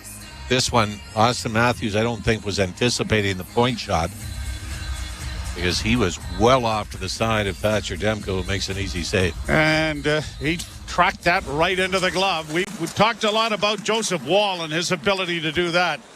It's no surprise that Thatcher Demko has that same skill. Puck around back in the Toronto end now as it's been shoveled down and up on the wing by Liljegren. Canucks play it back down off a stick. It'll go to the Toronto goal line. And McCabe able to bank it off the boards and just get it out at center. A bouncing disc there that Soucy is able to play up on the wing. Leafs trying to take it away as it's sent back down into the Toronto end. McCabe. A pass through neutral ice deflects down into Vancouver territory. Back of the net, Ian Cole for the Canucks got it up on the wing, and it's back out at center ice. And the Canucks don't need to do much more than just be diligent with the puck. Make sure it gets out, make sure it gets in. Benoit. A pass ahead at center. The Tampa Bay Lightning had a 4-1 lead over the Maple Leafs not so long ago. The Leafs rallied to come back and tie the game and then lost in overtime. But 3-0 has matched the worst start to a game that the Maple Leafs have had. Down 3 after 20 minutes. Now Camp in on the wing. Shot. Easy save for Demko. Caught that. Held it. Face-off coming. Vancouver end. It might be about time the Leafs got a little more secondary scoring as well, because when you look at David Kampf and Gregor for the Leafs up front, they have gone 14 games for Gregor, Noah Gregor, 2 assists, no goals, and David Kampf has gone 16 games with 1 assist. So this might be a good time for the bottom 6 to show up in the score sheet. Played high to center ice, gloved down by Morgan Riley. Fed back to the Vancouver blue line. Quickly played ahead by the Canucks. They don't get it into the zone. The Leafs counter and punch it in over the line, but Bobby McMahon couldn't get around the defenseman, and the Canucks have set it back down into the Leaf zone. Riley being chased hard there and run to the boards by Höglander. The puck comes free, tipped to the line, but not out initially. Grabbed off there by Camp. Camp can't get it past. It comes back to the point. Kept alive now by Hughes. Spinning move at the blue line. Hughes works now and sends it down into on the near side, but the pass was intercepted, and Morgan Riley skates it out at center and sends a bouncing shot in on Demko. Canucks starting back up ice with a pass ahead that deflects down into the Toronto zone. Played off the boards to the far wing. Grabbed off there by the Leafs and fed to the near boards. And out at center, it's played up for Matthews. Trying to drive the net with the backhand, and that was stopped. And McCabe, who was into the rush, drills Ronick into the goalpost, and the net comes off. And we'll see where the faceoff is going to be situated here. Well, Bo Horvat, when he was traded last year from Vancouver to the New York Islanders, they ended up getting a first-round pick back, and they flipped that to get Ronick out of Detroit. And Philip Ronick has had an outstanding season. 3 goals, 36 points.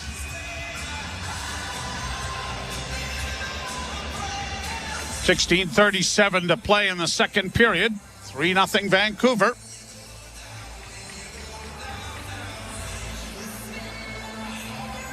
Matthews leaning in to take the draw against JT Miller. And Matthews won the draw cleanly. McCabe at the left point sends a shot in. That was deflected by Matthews wide. Matthews had his 71st multi-goal game the other night, and his 11th hat trick as the Canucks start out of their own zone. Besser sending it down into the corner. Hustling in there after it was Teddy Bluger. Puck comes free, and it is Holmberg getting it ahead, and Matthews is across the line on the left wing. Got a shot away, but his stick was impeded there, and it was a fairly easy save for Demko. Not a typical Matthews wrist shot. Canucks bring it right back, and are going to flip it down into the Toronto end. Icing waved off by the linesman. One-handed along the boards. And Giordano couldn't reach it. Kept alive by Joshua, who sends it down into the corner. Dug out by the Maple Leafs, but it's in a maze of skates as it rolls around to the near corner. Chased after there by Holmberg. He got it tied up, and the Maple Leafs start out. Nylander coming through neutral ice. In across the line, left wing side, driving the net, and the long reach of Myers reached around him and tipped the puck into the corner. Good play by Tyler Myers, the former Buffalo Sabre. That reach stood him in good stead. Leafs get it back in over the line. Nylander sends the shot to the net and scores! William Nylander just let an easy wrister go from the top of the circle, and Demko, who we have been singing his praises, simply fanned on that one. I don't know if this goes off Tyler Myers or not. Morgan Riley's going to pick up an assist as he passed it to... No, this doesn't hit anything. I don't think Demko... I think everybody on the ice expected when Nylander pulled up just inside the Vancouver line that he was looking at making a play. And instead, he just floats one from well above the top of the left wing circle, far side, glove side on Demko. And usually and you get some comebacks. You get some ugly ones of your own. Now here's Nyes with the shot coming off the corner boards, and Demko had to go down and cover up on that. William Nylander with his 22nd goal of the season, and his first in a few games because he had picked up a couple of assists the other night, and that ended a bit of a drought for him as well. He had 3 assists against San Jose, but has not scored, or had not scored, in the 6 previous games coming into this one. 5 assists in the 6th game. But Vancouver has not had a shot since their 3rd goal. Leafs are now shooting the Canucks 17-9. Played out into the center ice area. Chip back on the boards. Domi was double teamed there a little bit. Played into the Toronto end, and going back after it now is McCabe. McCabe working back into the near corner. Finds his defense partner on the far side. Liljegren's long alley-oop pass bounced over everybody's stick. Nyes comes away with it, centered, and there was no one there to take advantage of it as it bounced away from Yarncrook. Sent back down into the Toronto zone. Leafs on the board. It's 3-1. Back at center ice now and played in by Camp. Down into the corner and back of the net. Secured by Philip Ronick. And you can hear the Go Leafs Go chant going on at Rogers Arena in Vancouver. Brought out by Ronick. A lead pass at center. Banks in now for Besser. Besser tries to center. Sprawling block made there by T.J. Brody. Back to the point. It's kept alive for Vancouver. Shot blocked. Tipped to the line. Still not out. Long shot deflects into the corner off the blocker of Jones. Now a centering pass. Jones stopped that. And the Maple Leafs will start out. They'll get it up on the left wing. And now Bobby McMahon works in on the wing. Back into the front of the net area. But Gregor couldn't get a stick on it. Now he comes away with a loose puck for a moment. But the Vancouver Canucks have taken it away again. Played out at center ice. Benoit leaving it there. Giordano shoots it back down into Vancouver territory. Leafs with it again. Marner coming out in front with a shot. That hit a skate before it got to the net. Holmberg unable to get to it, and the Canucks have launched it high down to the Toronto zone. Benoit. A lead pass at center. Marner gains the zone, but running out of room. Got it in for Holmberg. Holmberg gave it back to him. He spins it back to the blue line, but one of the change players coming onto the ice for Vancouver was there, and it was Joshua who's able to get it down into the Leaf end. Liljegren quickly ahead for Matthews. Matthews weaves in on the right side into the slot area for Marner. Marner in front of the net. A shot, scores! Jake McCabe coming off the left point into the rush.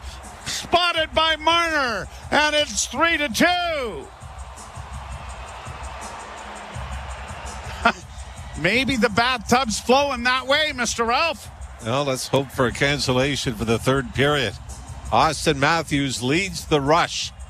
Do it to Mitch Marner in the high slot, and then Matthews shows we've seen so often is poised and ready to get the puck back. He's got his stick waist high, looking for the one-timer, but Marner turns and goes back the other way.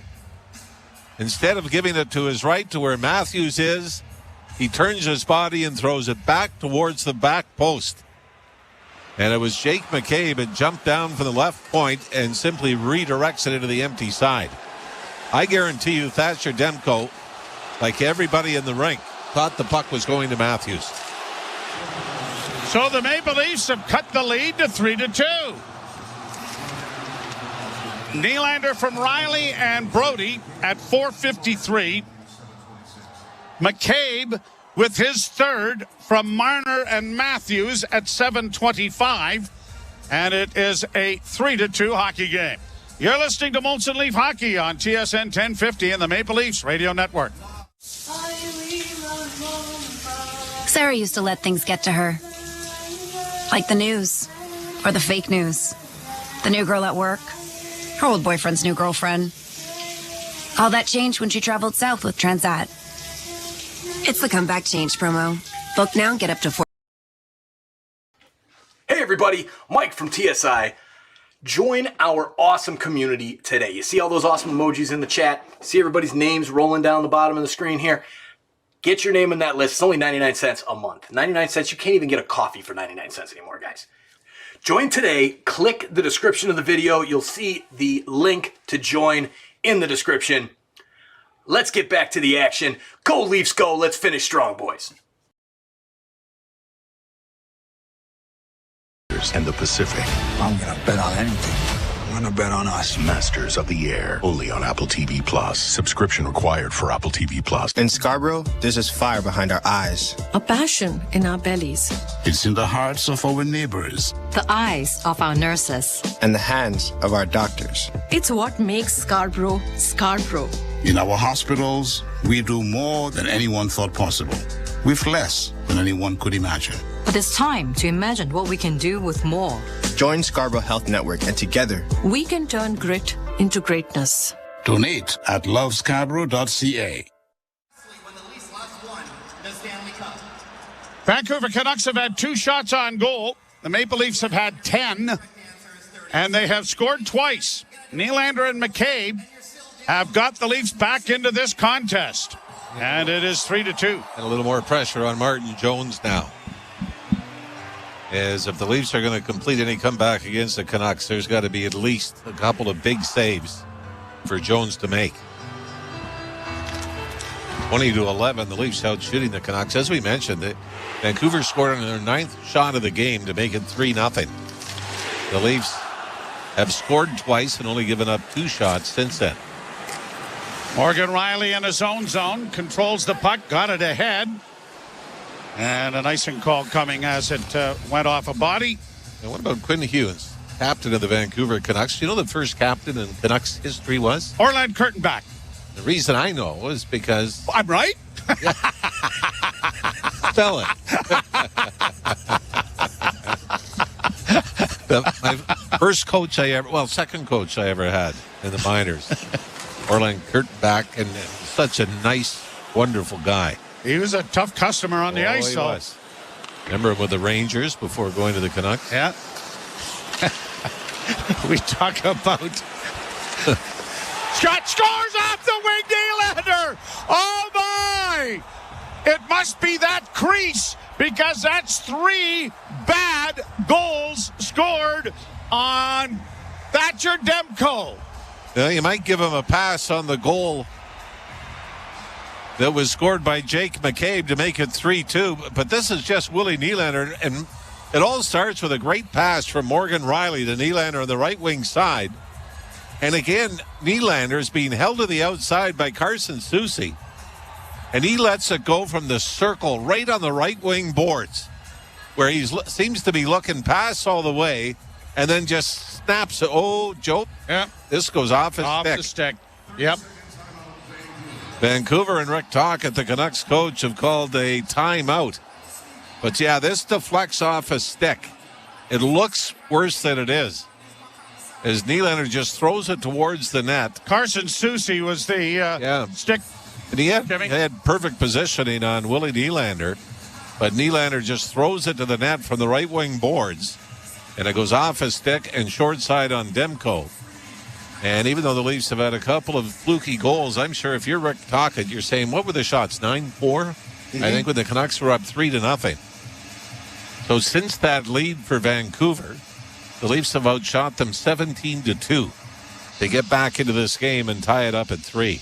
Nylander's second goal of the game is 23rd of the season. And it was such an innocent play. I mean, I wasn't even really kind of engaged in the rush.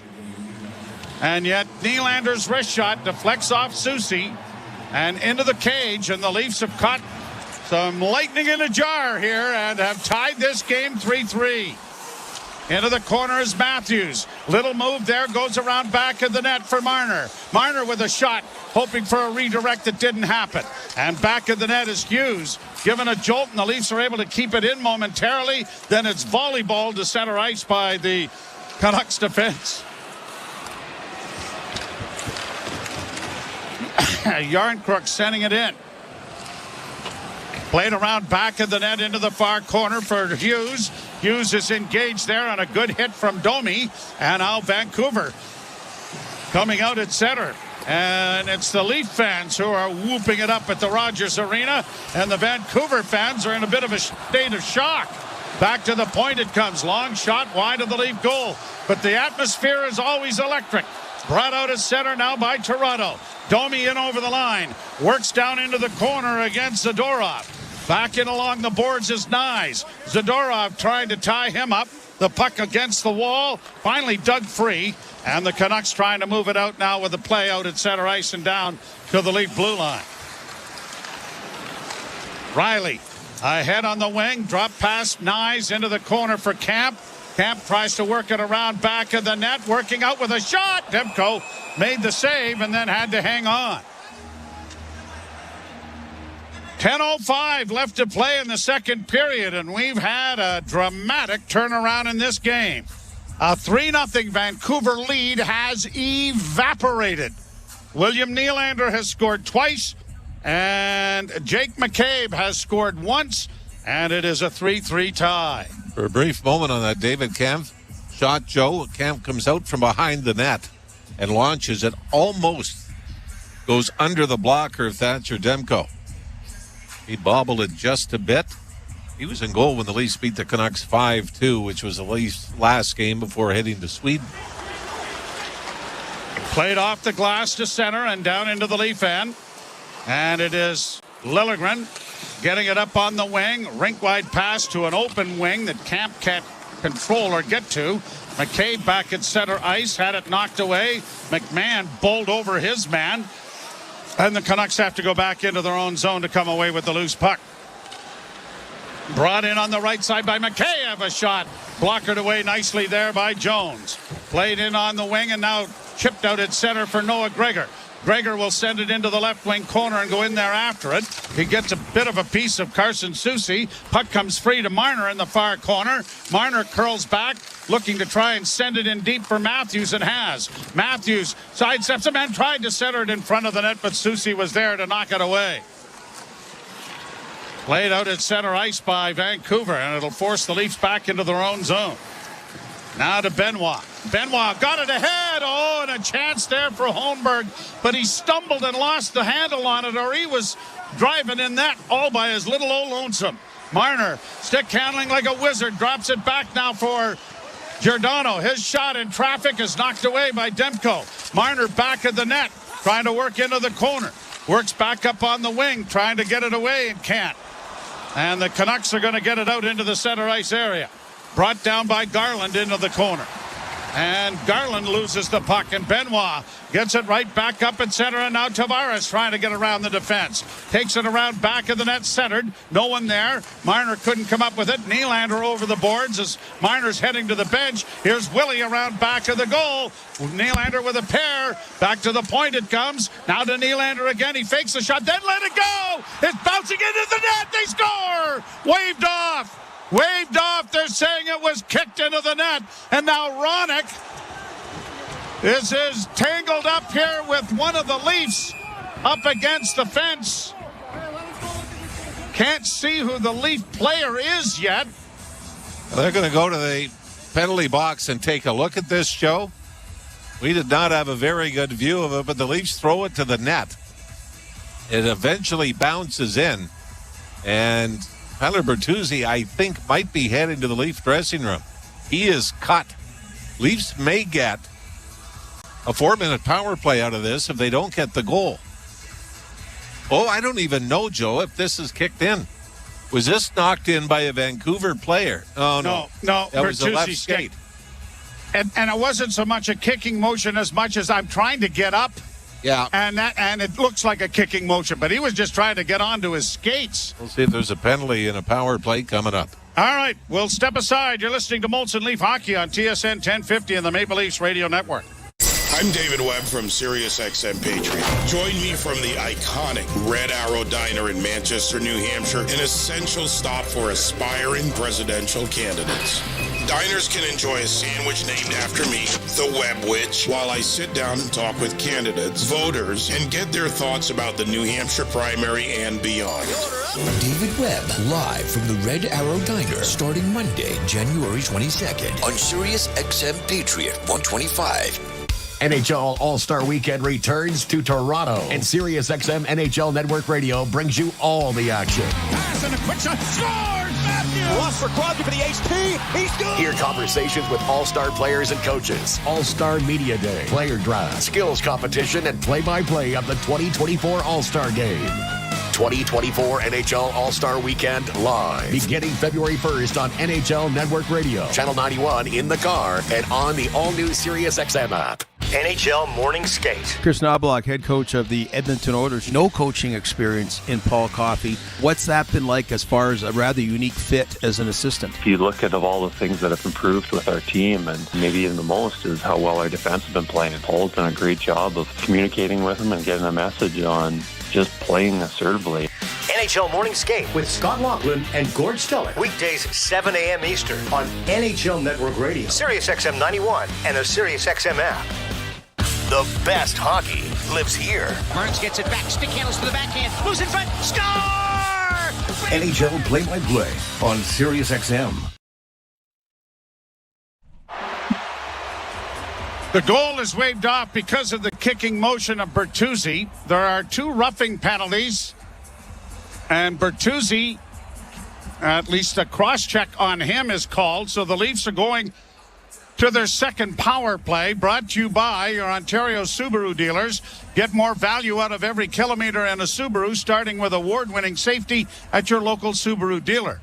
Boy, Tyler Bertuzzi tries to get his stick. He's down on one knee, tries to get his stick on the puck, and can't. It ends up, as you said, trying to stand up, and he kind of swept it into the net with his skate. That's why it's called off.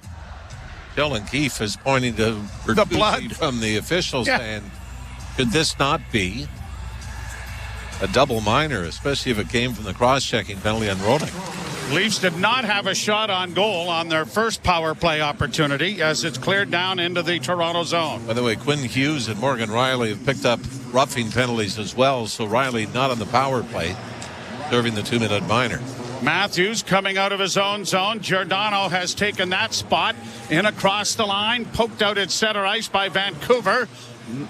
Trying to come back now is Nylander as it's poked to the far boards and now around back of the Toronto goal.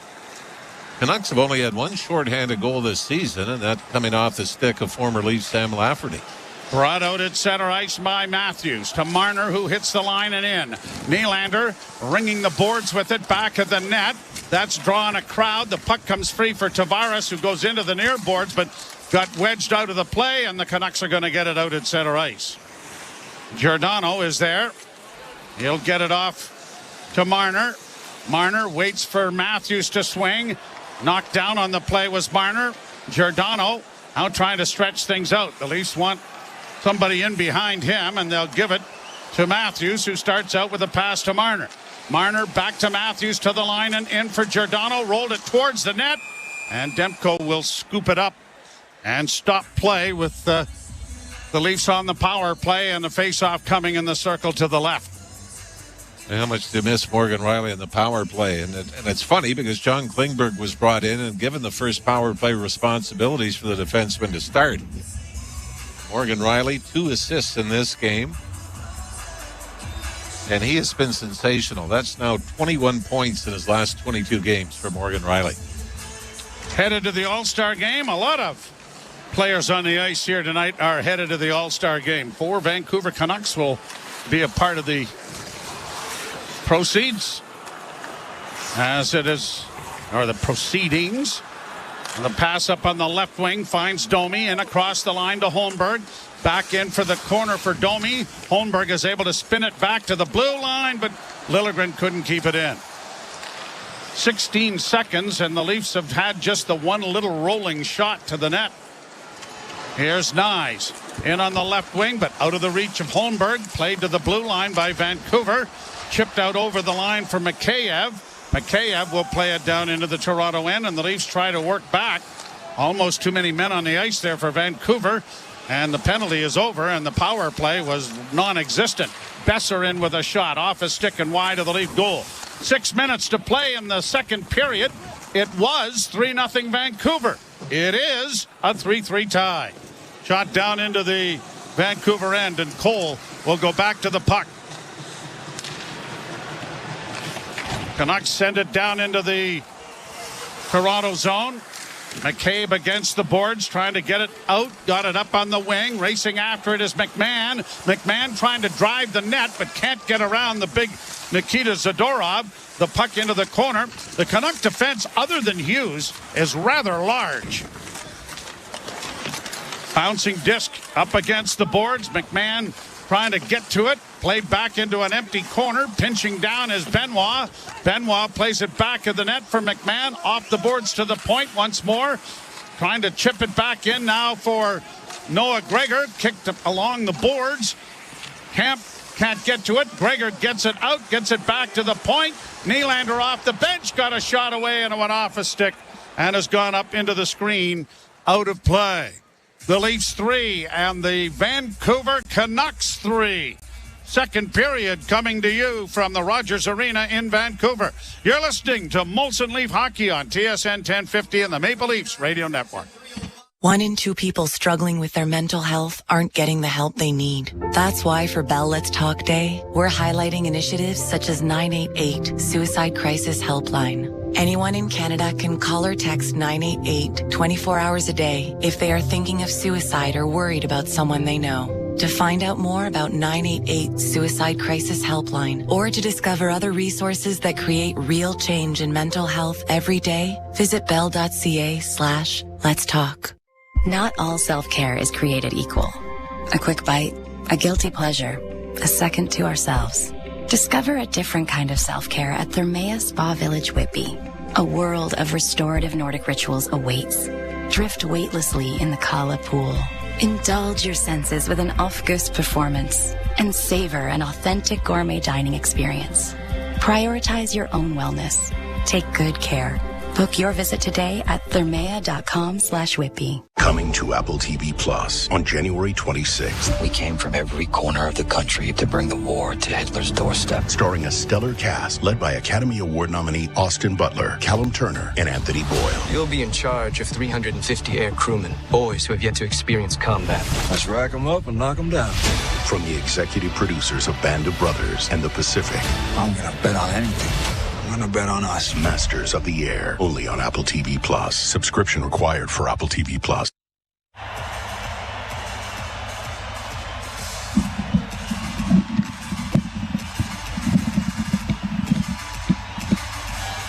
William Nylander with a pair of goals, 200 in his NHL career now, 15th player to record 200 or more goals with the hockey club. Tell you, if that last one would have gone in that he fired from the blue line, I'd have taken him to Vegas immediately right after the game. Al, I think he might have gone without you. Well, I'm pretty sure he can afford to. Played down into the Toronto zone. Sharp angle shot went wide of the Leaf net.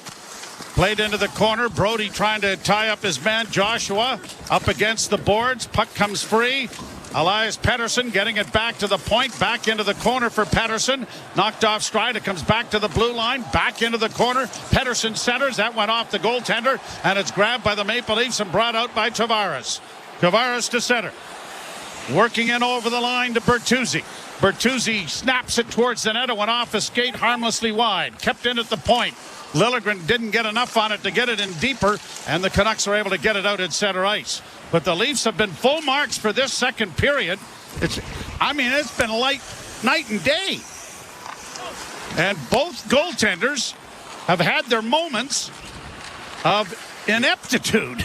Mediocrity? Well, ineptitude was pretty good, too. I thought that was a good word. Back at the point it goes. Marner sends it towards the net. That didn't make it through. Canucks can't get it out. Kept alive for McCabe. McCabe to Marner. Marner swings it down into the corner. Matthews comes out back to Marner. His shot went wide of the goal. McCabe back to the blue line area. Matthews with it down the boards. Bulls his way into the corner. Sends it in front. And Holmberg fanned on the pass. And the Canucks are going to get it around back of the net and play it to the line and just out. 3:19 to play in the second period. And the Leafs are back from a 3-0 deficit into a 3-3 tie and have had a go-ahead goal called back because it was kicked into the net. Benoit working the boards in the deep corner in the Vancouver end. Thinks better of it now to try to get back to his position. And the Canucks have it under control with Miller getting it around on the boards to the far side. Played out at center ice by Soucy, but right back in by Toronto. Here's Yarncrook with a shot. And into the glove. It's caught by Demko. And we get more pushing and shoving now at the side of the net with Carson Soucy involved, and Yarncrook is there. Vancouver cannot. Boy, Elias Pettersson doing his best to draw a penalty with a big head snap when Austin Matthews danced past him. I think Kelly Yarncroc, right-handed shot coming off the left wing side. Tries to go far side, glove side on Demko. So many players now, Joe, aim for that area over the pad under the glove. And you see so many goals this year that the players are being able to hit that. And that very nearly handcuffed Thatcher Demko. 2:45 left, second period. The Leafs out shooting Vancouver 26-13. And if you bought tickets and are sitting in this end of the rink, you have seen the entire game. Well, the way it's gone, if you're the Leafs, somebody might want to find the electrical box. Shot there from the point is swallowed up by Demko, and you might want to get the third period replayed at the neutral site. Yeah. 2:41 to go. Morgan Rielly was complaining about the ice to start the game. Maybe he could suggest to the officials that we'll take this end and you guys stay down there. We'll be fine. 2:41 to play in the period. Sorry, Jim. I think part of what has happened with Vancouver is what happened to the Leafs against Colorado. The 3-0 lead came too easy. Remember, the Leafs were scoring on fluky shots. Max Domi from the point. Shots rattling off skates and going in. And very similar to how Vancouver scored in the first period. Is maybe a little too easy. And they let their guard down just a bit, and the Leafs were able to take advantage of it. Well, if there was some paint peeling in the dressing room after the first, that might have had a little bit to do with it too, but it now has the Canucks coming through center and sending it down into the Leaf end. Rielly gets there first, plays it up on the boards. Nyes coming through center on the right wing on his backhand. Tries to bull his way down into the corner and is ridden down hard by Zadorov. Canucks sending it around the boards. And Zadorov gets a pass on the right wing and brings it in over the line. Down into the left wing corner. Centering pass was blocked. Zadorov has the rebound again, though. Works back towards the blue line. Flipped it off onto the stick of Hronek. His shot went just wide. Big rebound in front of the net. Good play there by Rielly to tie up the man's stick before a rebound chance could be made. Kept alive by Hronek. Back to the point. Long shot goes wide of the Leaf goal. Bouncing disc into the corner. Kuzmenko trying to dig it free. First bit of real pressure the Leafs have had against them in this second period. Minute 36 to go in the period. Bouncing puck back of the net. Rielly just chipping it ahead. The Leafs need to get it out, not bring it back. And Nyes has brought it back into the corner. And now the fight is on, and a good play there by David Camp to make sure it got out. The Leafs will get a partial change going, but it is sent right back down into the Toronto zone. Bouncing puck around back of the net for Garland. Back to the point. Near side, Hughes. Works back into the slot area. Chase there. Long shot stopped there by goaltender Jones. The puck to the side of the net. Stopped again. They score. A bouncing puck that goes off a stick and then off the post and in. And the Canucks have regained the lead on another goal that you just scratch your head about. And it's Garland again.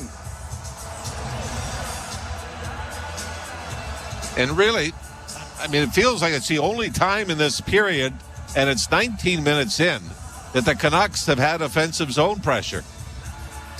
Willie Nylander lost it in behind the net and came out front. And it was just chopped at by Garland. His first shot bounced off Jones and came right back out to him. But Jimmy, this goal has Matthew Nyes written all over it. He has a chance to move the puck up the boards. He doesn't. And then they don't get a change of players. He's still on the ice and dog tired. And it ends up going into the net. as again, it's the lesser lights, not the stars, for Vancouver who are doing the damage. Brought back in now by Vancouver. Trying to go wide and back of the net is Zadorov. Tried to center. That was intercepted. And Bertuzzi will get it out for Tavares. 25 seconds left in the period. High stick making contact there to knock the puck down by Pettersson. So face-off coming inside the Vancouver zone as a result. I think the other thing is, though, Joe, a .750 save percentage ain't going to win you a lot of games. And we can talk about bad bounces and funny. I mean, it's another 4 goals on 16 shots. You give up 3 in the first period on 9. You battle back to tie it. Eventually, and I don't care whether you've got to make 6 unbelievable saves. You've got to pay the guys back in front. And this, you can say it's a fluky goal, but now mix it in with the other 3.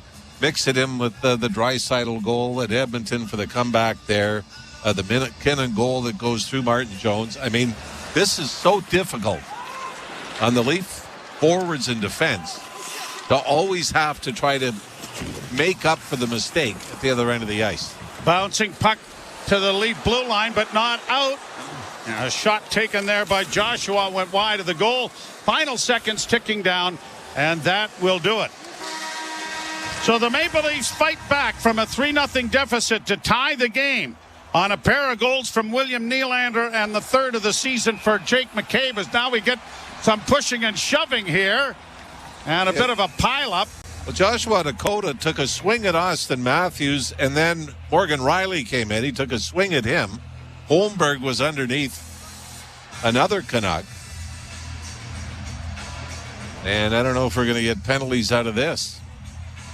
The other thing that scares you, Joe, is the Canucks have not had a power play in this game. The Leafs have had the only 2-man advantages, and really both power plays were momentum killers. Leafs were playing better 5-on-5. Boy, and it looks like Lilligren might have got a slew foot as well. Wow, and he got Dakota Johnson and then cross-checked at the end. I think the Canucks almost are skating around as if they think they can't give us another one. We've got the only 2 of the game. They're not going to give us another one, and they might have dodged a bullet there. So the goal from Garland, his second of the game, has the Canucks back out in front, but it's 4-3. You're listening to Molson Leaf Hockey on TSN 1050 and the Maple Leafs Radio Network. Let's go, football fans. This week on Let's Go with Tom Brady and Larry Fitzgerald and me, Jim Gray. We're all better players for having Coach Belichick as our coach. I respected his work ethic. I think there was a level of accountability and discipline that he had. Maybe we didn't always want to hear it, but in the end, when we reflect back, we're happy that we did hear it and that we went through it. Listen to Let's Go every Monday at 6 p.m. Eastern on Mad Dog Sports Radio and anytime on the SiriusXM app. Let's go, baby. Let's go. The Power Play with Steve Koulias. And we're with John Cooper, head coach of the Lightning. Can you kind of talk about your relationship with your captain? You know, whether I say it's a friendship or whatever we have, our bond is it's really come and really evolved over the years. He's one of the greatest, he's our greatest ambassador, but I think he's one of the greatest ambassadors for the sport. You know, the kid's a class act, and it's been really a pleasure to watch. The Power Play, weekdays 3 p.m. Eastern on NHL Network Radio, SiriusXM 91 and the SiriusXM app. The Point with Boomer Gordon. You think, can you pay the guy? I think what we've learned the last 4 years is that you can. Tampa, Colorado, Vegas. They were all built on elite superstar talent. But what they also had was great management. And that's the one thing the Leafs haven't done. They've never done. Dubas never did it. I think we could all argue Treliving's not off to a great start trying to do it this year. It becomes a huge challenge. Points with Boomer Gordon. 1 p.m. Eastern on NHL Network Radio, SiriusXM 91 and the SiriusXM app. NHL All-Star Weekend returns to Toronto, and SiriusXM NHL Network Radio brings you all the action. Pass and a quick shot. Scores! Matthews! Ross for Crosby for the HP. He's good! Hear conversations with all-star players and coaches. All-Star Media Day, player draft, skills competition, and play-by-play of the 2024 All-Star Game. 2024 NHL All-Star Weekend live, beginning February 1st on NHL Network Radio, Channel 91 in the car, and on the all-new SiriusXM app. NHL Morning Skate. Chris Knobloch, head coach of the Edmonton Oilers, no coaching experience in Paul Coffey. What's that been like as far as a rather unique fit as an assistant? If you look at of all the things that have improved with our team, and maybe even the most, is how well our defense has been playing. Paul's done a great job of communicating with them and getting a message on just playing assertively.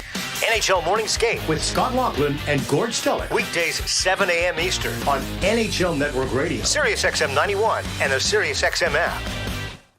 Under review. The National Hockey League, it's the number one league in the world. It's a tough league. It's not shinny. I never wanted to become a league where the stars get an extra step or two. And there is a real divide with some people who go, the NHL doesn't do enough for its stars. No. What we like about hockey is it's a team game. Under review with Mick Kern, 11 a.m. Eastern on NHL Network Radio, Sirius XM 91, and the Sirius XM app. Hey Toronto, I'm David Morsuti, host of the daily Toronto Maple Leafs podcast, Locked On Leafs, part of the Locked On Podcast Network on the Sirius XM app. Every weekday, we bring you the latest Leafs news and analysis, break down all the action, including this game you're listening to right now, and preview the next one.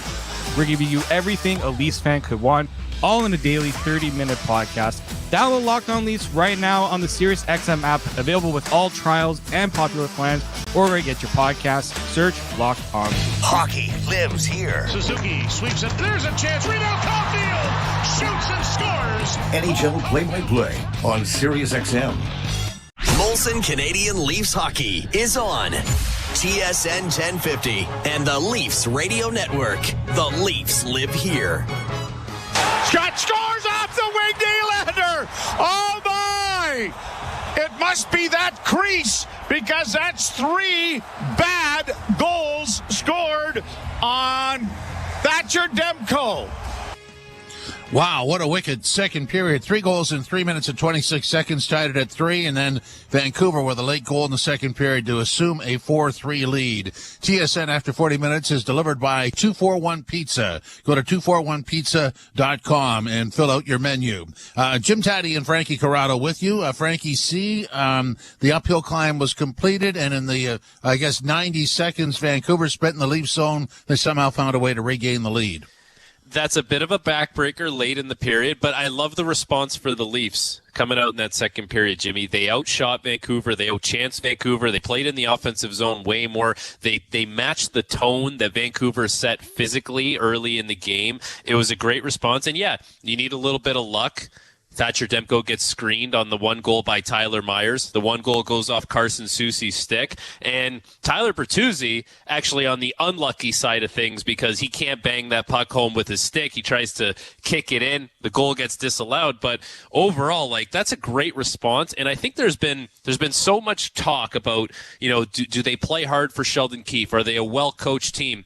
When I see that response in the second period, that would tell me, yes, they're a well-coached team, and yes, they want to play for the coach, because it would have been very easy down 3-0 in a game like that where they get run out of the building in the first period to not come out with, the kind of push that they did, and they chose the opposite. They came out with a great push. Nylander was great. Matthews took his game to another level in that period. It was big. He was strong. He had a couple instances where he out-muscled Elias Pettersson on some pucks. Marner was really good as well. They had really established their game in the offensive zone. That's why it hurts so much to let in that 1 goal, that 4-3 goal by Connor Garland, his second of the game, in the last minute of the second period. Really, this game is, I guess, a good description for how the NHL operates these days in terms of, if you have the lead or when you take it to another team, you get goals. And if you stop taking it to the other team and you allow them to take it to you, you're going to give up goals. I mean, that really describes the first 40 minutes. Yeah, it's funny. You can't sit on your heels and rely on playing defense too long without getting scored on. And you see, listen, the Leafs gave up a 3-0 lead against Colorado a week ago. Now here they are. They mount a comeback, score 3 goals in the second period quickly. Under 4 minutes, they score the 3 goals. And they did exactly what they needed to do in that period. And Vancouver was on the other end of the shoe, where they were one of the best teams in the league, one of the best goaltenders in the league, one of the best first lines. And it was the Leafs that was dominant. And one of the things you can take away from these 2 periods so far is The first line for Vancouver with Besser, Pettersson, and Miller has struggled so much in this game that Rick Tocchet has now split them up. He's kept Miller and Besser together, and then he's put Pettersson on another line. So the Leafs did that with their play. So they found a way to dismantle one of the best lines in hockey, but it's the depth players that are still scoring against the Leafs. Case in point, Connor Garland gets that one near the end of the game. There's some tired bodies on the ice for the Leafs. Morgan Rielly probably should cross-check Garland, take the penalty. It's the last minute of the period. It's in front of the net. You don't want to give that kind of momentum to a team late in the period. Garland's able to get around, and it's another goal that goes in on Martin Jones. But you know now that you can come out with that same kind of effort and get results. I would expect the Leafs to come out with that same effort again in the third period. Nothing should change for them. Yeah, Ralphie made a point of the goaltending late in the period when he was talking to Bonesy, and I'm not going to disagree with him. The Vancouver Canucks have had 15 shots on goal, 4 go in. That's not good.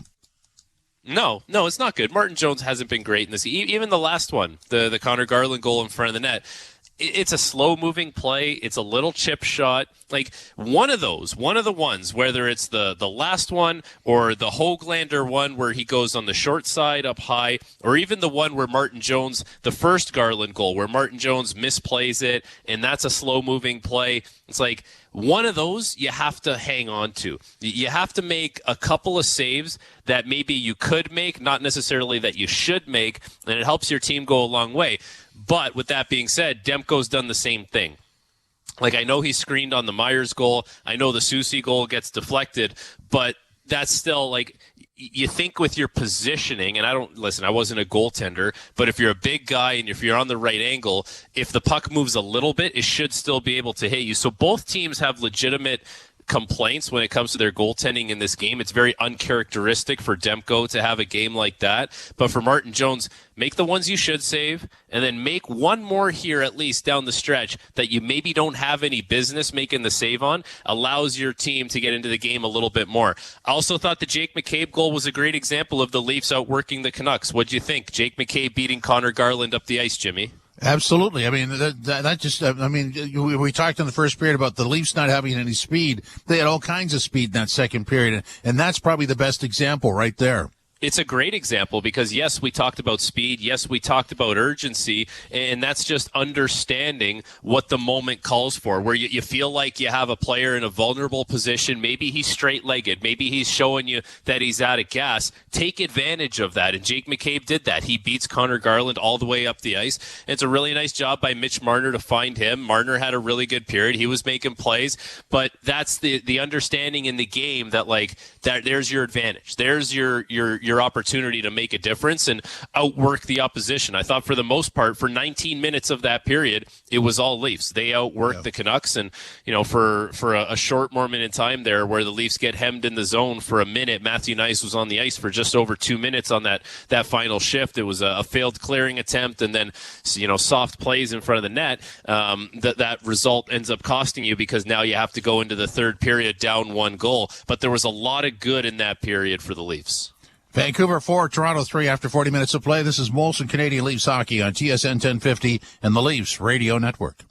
Whatever the weather, CMC Markets is here to help. Planning for a rainy day? Enjoy $0 commission on U.S. and Canadian share CFDs. Riding out the storm? Get ahead of the curve with lightning-fast execution speeds. Blue skies ahead? Go with the trusted broker backed by over 30 years experience. Switch to CMC Markets and join over 275,000 global traders. Learn more at cmcmarkets.ca. FX spreads apply. CFDs involve a high degree of risk. Member Canadian Investor Protection Fund. Umbrella not included. Don't brave the winter weather.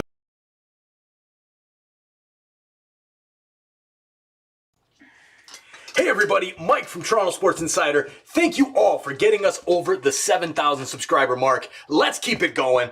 Let's have some fun tonight in the chat. Smash that like button down below. And hey, if you're new here, hit that subscribe button. Turn that notification bell on so you can hang out with us every single Leafs game or Toronto sports event. Thank you all for hanging out with us. We'll see you guys soon. Let's get back to the hockey. Go Leafs, go!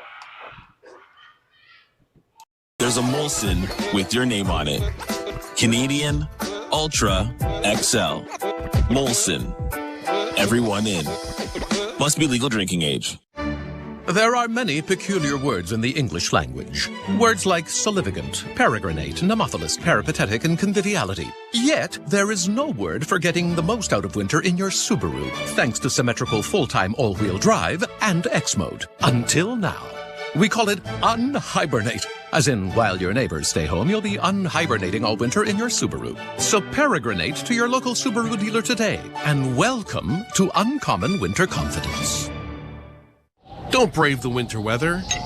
Stay in and get your favorite groceries from Sobeys, Longo's, Farm Boy, and more. Delivered right to your door. It's not magic. It just feels that way. Voila. Your groceries delivered. Just like that. Breaking story from Alpine News Network. Ron is a teacher helping bright minds, but this time he needed help. Alpine Credit sent a cosmic superhero with a debt consolidation loan. She conjured a magic book, Debt Consolidation 101. Lesson 1, consolidate debt into one low monthly payment. Lesson 2, nothing. It's a short book. Own your home? Need a loan? Alpine Credits can help. Alpine Credits, where homeowners get approved. Just for license 12616. Maple Toyota knows you love sports and trucks, so they have a deal that's a real slam dunk, a touchdown. Right now, when you purchase any new in-stock short box Toyota Tundra, you'll score big with a free genuine Toyota Trifold Hard tonneau cover or running boards, your choice. Offer ends January 31st. Make every day feel like game day. Make it easy. Make it Maple. Maple Toyota. Next to Wonderland and mapletoyota.com. Part of the Zankin Auto Group. The Out-of-Town Scoreboard is brought to you by Maple Toyota. Build your next dream Toyota at Maple Toyota. And check out Maple Toyota's pre-owned inventory arriving daily. Guy, it's time to Toyota. Visit mapletoyota.com. Here's what we have out of town. It is Boston 5-4 over Montreal late in the second. Also late in the second, Stars 3-0 over the Devils. End of the first, St. Louis 1-0 over Washington. Earlier today, Tampa 3-1 over the Sabres. The Avs 7-4 over the Flyers. Coyotes got by the Predators 3-2. And overtime, Jets got by the Senators by a score of 2-1. NFL football, we can tell you that the Ravens got by the Texans 34-10. And it is Green Bay 3-0 over the Niners. TSN After 40 Minutes was delivered by 241 Pizza. Enjoy the 241 Pizza's new meatball pizza, classic meatball sandwich, or delicious oven-baked meatballs today. Call 241-0241. This is Molson Canadian Leafs Hockey on TSN 1050 and the Leafs Radio Network. Hey, it's Buzz Brainerd, host on The Highway and the Music Row Happy Hour. And I'm here to tell you about the brand new Sirius XM app. Check out my new personal page on the fully redesigned app to see all the places you can hear me, keep up with all my latest interviews, shows, and more. It's easy. Just search Buzz in the app to find me, then keep exploring to add all your Sirius XM favorites and cool stuff you discover to your library. The Power Play with Steve Koulias. I'm with John Cooper, head coach of the Lightning. Can you kind of talk about your relationship with your captain? You know, whether I say it's a friendship or whatever we have, our bond is completely, it's really come and really evolved over the years. He's one of the greatest, well, he's our greatest ambassador, but I think he's one of the greatest ambassadors for the sport. You know, the kid's a class act, and it's been really a pleasure to watch. The Power Play, weekdays 3 p.m. Eastern on NHL Network Radio, Sirius XM 91, and the Sirius XM app. The Point with Boomer Gordon. You think, can you pay the guy? I think what we've learned the last 4 years is that you can. Tampa, Colorado, Vegas. They were all built on elite superstar talent. But what they also had was great management.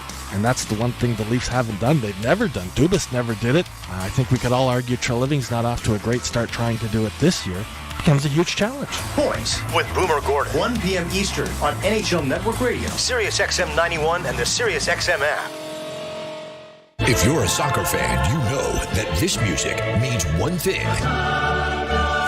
The Champions League is on Sirius XM FC. Hat-trick for Erling Haaland. Kane scores! The top teams from around Europe are battling for club soccer's holy grail. Real Madrid do what they do best. What a start for Inter! Hear all the top Champions League matches all tournament long on Sirius XM FC 157 and streaming on the Sirius XM app.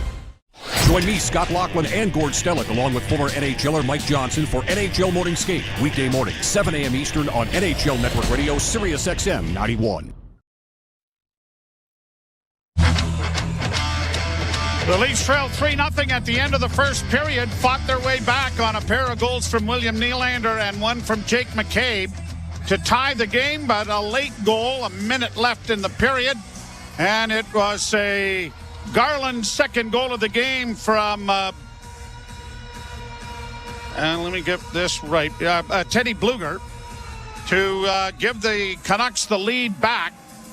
And it is 4-3 heading to the third period. The shots in the second period, 17-7 in favor of the Maple Leafs. But a late goal has them down a goal here. Really, even though the Leafs scored some soft goals, I think you could say at the other end, but they did dominate the period. As you said, 17-7 in shots. By the way, the Canucks, when leading after two, 27-0-1. On the season. So Leafs might be within a goal, but I don't know if they can bang in a couple on Patrick Demko. One thing they haven't done in the last 5 games coming into this one is score a goal in the third period. Well, they're going to have to do that if they're going to have any chance of getting points in this. You got to go back to Nick Robertson scoring early in the third period at home against San Jose. The last time the Leafs had a third period goal. Play underway, Leafs to the left and the Canucks to the right to start this third period on your radio dial. And it's stolen by Besser, and a shot goes off the crossbar and up over the screen. Or did Jones at least get a piece of that? And I think that might have gone off his stick in front, but this is very similar. Yep. Yeah, it was Morgan Riley that got his stick on it. Martin Jones, though, again, deep in the net on that. Leafs win the face-off around back of the net. McCabe got it into the corner, and it's brought out now by Yarncrook to center. Calle Yarncrook backhands it high into the Vancouver end. Matthews after the puck. Yarncrook couldn't help him out, but it comes free, and a shot from an angle went well wide of the goal from Marner. Liljegren unable to keep it in. The puck back at the Toronto blue line. Matthews will regroup it, and Marner has it deep in his own zone. Marner trying to get to the bench to get a change of players going. Canucks wearing their throwback black and yellow and red jerseys. One of the few teams that have completely changed the color of their jerseys. Well, I guess I shouldn't say that. The Leafs do that when they wear those dark black third jerseys that they have. But these were their jerseys. Yes, full time. Into the 90s. Yep. A pass up on the wing, too far for Bertuzzi. Brought back in over the line by Joshua. He'll send it down into the corner. Now back up on the right wing side for the Leafs. Liljegren with a long lead pass that didn't connect. And it's swatted back down into the Toronto end. Liljegren being chased hard into the corner. Got it up on the boards. It comes back to the point. Trapped there by Philip Roenick onto the left wing side. Zadorov in from a sharp angle. That was stopped by Jones on the short side. Played back to the point. And shot back in again by Oman, and now along the boards, the Leafs are going to get it out at center, and Domi trying to get around one defenseman, got across the line, trying to kick it in, and he was lifted right off his skates by Zadorov. Boy, he's had a credit card since taking the first penalty of the game, hasn't he? Flipped in again. Roenick goes back for Vancouver, drops it back. Myers got it in along the boards, and it is pushed out at center ice, and now Mikheyev finds an opening to get it over on the right wing side. Kuzmenko in across the line, tried to play it in front of the net, and a shot went wide of the Leaf goal. Mikheyev around back of the net, great chance there for Suter. Mikheyev back to the point, Myers with a shot, that deflects wide of the Leaf net, and it bounces up on the wing, and now to the line, and just out. Well, Martin Jones never saw that. He was actually standing up and off balance. Here's a chance now for Kuzmenko trying to work in front of the net. Had it knocked down. A tripping call coming against the Leafs. There we go. We knew this was coming, didn't we? So Brody will get the penalty. First power play of the game for Vancouver. And the penalty kill is brought to you by CMC Markets. Take your trading to the next level with $0 commission on stocks. That one that Martin Jones looked awkward on. Kuzmenko redirects this about chest high before it gets to the Leaf net. And TJ Brody, this is a trip. Didn't take away a scoring chance or anything. The race for the puck in behind the Leaf net, and Brody got a stick where he shouldn't have. 2:51 the time of the penalty, and a shot blocked by Marner, and he is okay. He gets up and gets back into the play. Thought he was going to head to the bench. Hughes coming out. The Canucks are 34 of 147. Now a break here for the Leafs. Marner with a chance going right at the goal. He scores! A shorty for Mitchie! And the Maple Leafs have tied the game at 4s. Patterson turns the puck over. Marner takes it the rest of the way. And it is a 4-4 tie. First shorthanded goal of the year, Joe, but it starts earlier in the penalty kill. Marner had a big block. This time he reads the play, a pass from the left wing boards to the middle of the ice. Marner steps up instead of retreating. Deflects the puck back towards the Vancouver zone.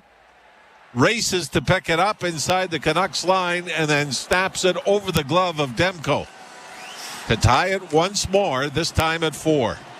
20th goal of the season for Mitchell Marner. First shorthanded goal of the season. And for the Maple Leafs, their 5th. Here are the Canucks now still on the power play. Shot went high over top of the Leaf goal. Miller working the near half boards. Minute 10 to go in the man advantage. Gets it back again. Cross ice pass for Pettersson. Back it goes to Hughes. Hughes to Miller. Shot deflected off his stick harmlessly wide. Miller with it again. Left wing half boards down into the corner. Looking to get it back. It does, and he banks it back to Hughes. Hughes over on the far side, and a one-timer went whistling wide of the net as Giordano went sprawling trying to block that. I think he was trying to get out of the way. I mean, I think that just elevated towards the head of Giordano. Canucks get it back in over the line. Rolls wide of the Leaf goal. Benoit takes his man into the corner. The puck goes free as it comes back to the point with 26 seconds left in the power play. Canucks keep it in.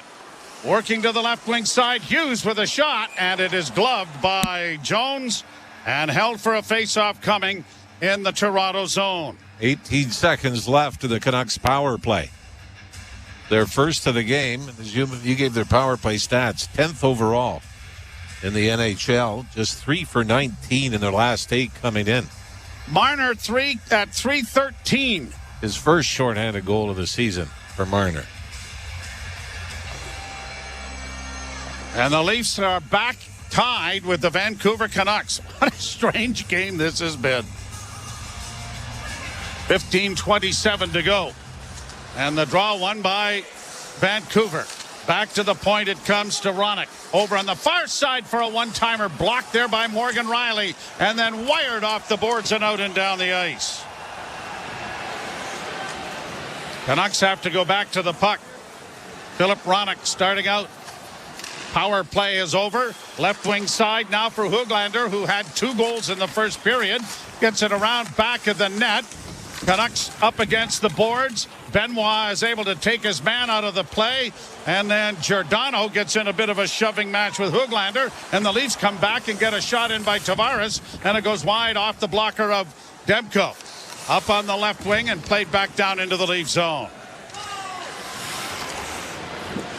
Benoit working around back of his goal. Gets it up on the wing for Brody. Chipped along and in over the line for Tavares.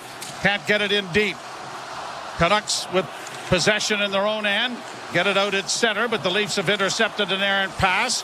Play it off the boards. Grabbed by Brody, realizing that the Canuck player had lost his stick, so he was able to just turn in front of him and play it back down into Vancouver territory. Canucks get a possession and push it out at center with Joshua getting it to the Leaf line. Bouncing puck to Joshua. He works back towards the blue line. Now cycles it down into the corner. Backhand around back of the net to the far side. Nye's unable to get to it. Centering pass. Shot stopped on the short side by Jones. And the puck along the boards on the near side. A hit there to take his man down from Domi. No call. Oh, there is a call. That, I think, was made by the fans more than anything. Max Domi is going to go to the penalty box. That's going to tie things up as far as the penalties are concerned. The penalty kill brought to you by CMC Markets. Take your trading to the next level with $0 commission on stocks. A 4-4 tie. You're listening to Molson Leaf Hockey on TSN 1050 and the Maple Leafs Radio Network. To truly go inside the game of pro football, you need to see things from the player's perspective. Let's go. Every Tuesday at 7 p.m. Eastern, catch the Player's Point. Let's go. Let's bring energy. Join NFL tight end Colin Thompson and Miami Dolphins fullback Alec Ingold as they break down the biggest stories in the NFL. It's an encouraging way to look at football. The Player's Point. Every Tuesday at 7 p.m. Eastern on NFL Radio, Channel 88 in the car and on the all-new Sirius XM app.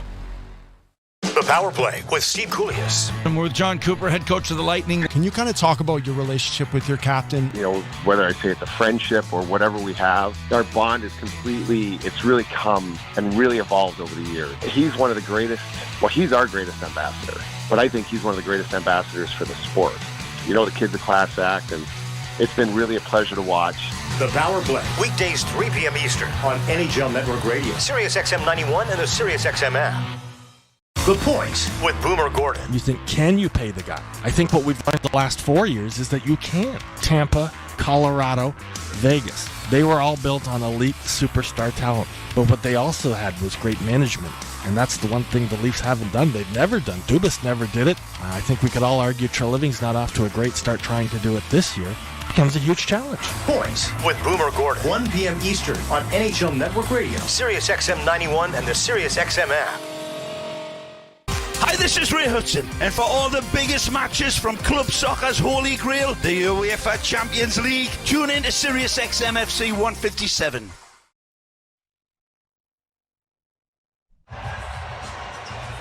The Leafs a man short once again, this time Domi for cross-checking at 6:19. And the Canucks with the man advantage. And they'll get it back to Hughes at the blue line. Hughes dishes off on the left wing for Miller. Miller back to Hughes. Hughes working in the slot. Couldn't get a shot away, but is able to find Miller again. His pass, though, is intercepted, and the Leafs have spun it off the far boards and get it down the ice. Hughes goes back. Sends it all the way back now to Pettersson. Pettersson through neutral ice. The Leafs scored shorthanded the last time the Canucks had the power play. Pettersson coming out of the corner. Gets it back to Hughes, then returned. They play catch with it. Pettersson into the corner, spinning it back to Hughes. Hughes walks the line, back to Pettersson. Pettersson outside the box, down low into the corner. Miller gets it back again. Now to Hughes. A shot, scores! Off a body in front of the net, it looked. But Hughes may get credit for this, or is it Miller in front of the goal? But it is a 5-4 Vancouver lead after the power play goal. Simple wrist shot from the top of the left wing circle. And Quinn Hughes is just going to fire it into traffic on the far side. He looks up. Giordano's there. JT Miller is there. And who does it go off of? Off the skate of Miller. Yep. No chance for Jones on that one.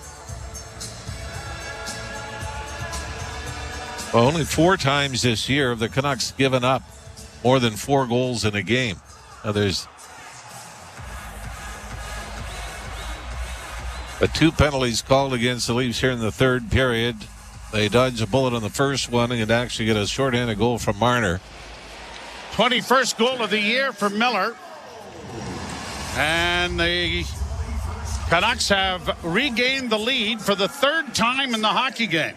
By the way, the Leafs have only had, in their last 6 games, including this, only 10 power plays. Now here the Canucks in over the line, but losing the handle on it was Bluger as it goes down into the corner. Matthews trying to dig it free.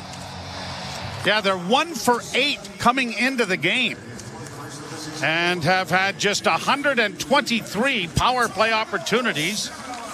By comparison, the Canucks now with 149. Played back down into the Toronto zone.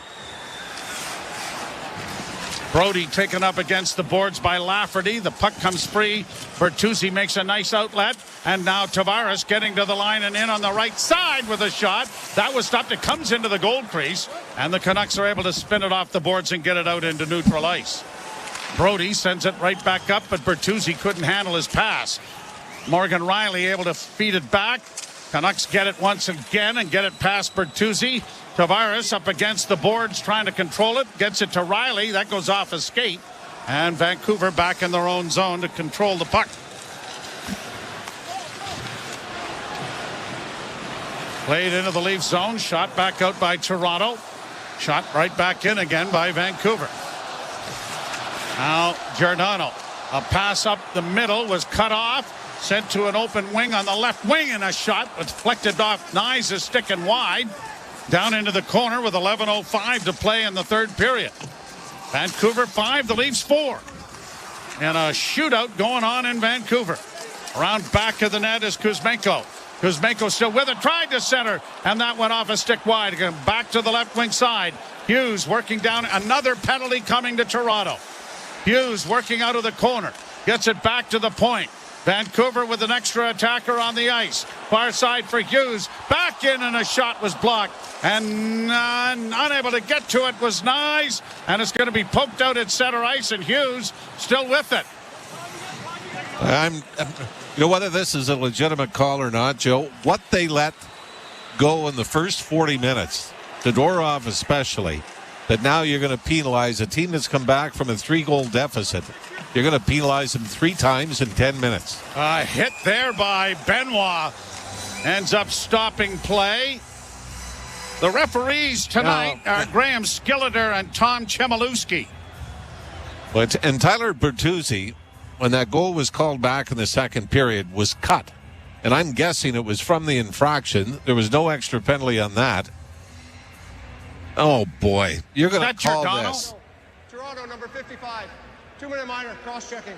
This is a dive. You can call the embellishment on this as well. This happens 800 times a game. Little cross-check in the lower back in front of the net. Third power play in a row for Vancouver, and the penalty kill brought to you by CMC Markets. Take your trading to the next level with $0 commission on stocks. Give Ilya Mikheyev credit.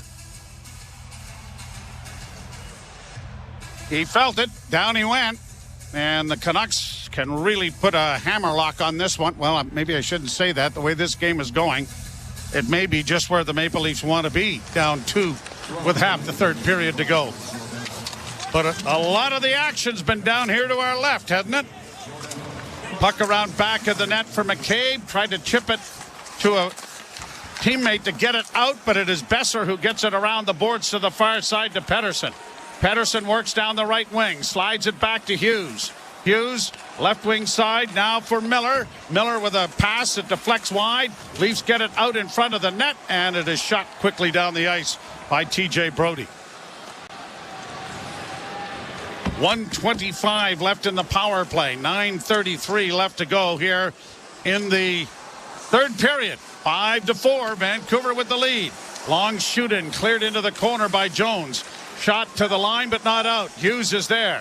Hughes to Miller. Miller with a pass in, and they score on a perfect deflection by Pettersson in front of the net. And the power play has clicked a couple of times here for Vancouver, who lead 6-4. Give the big boys enough time and space, they'll come back to burn you.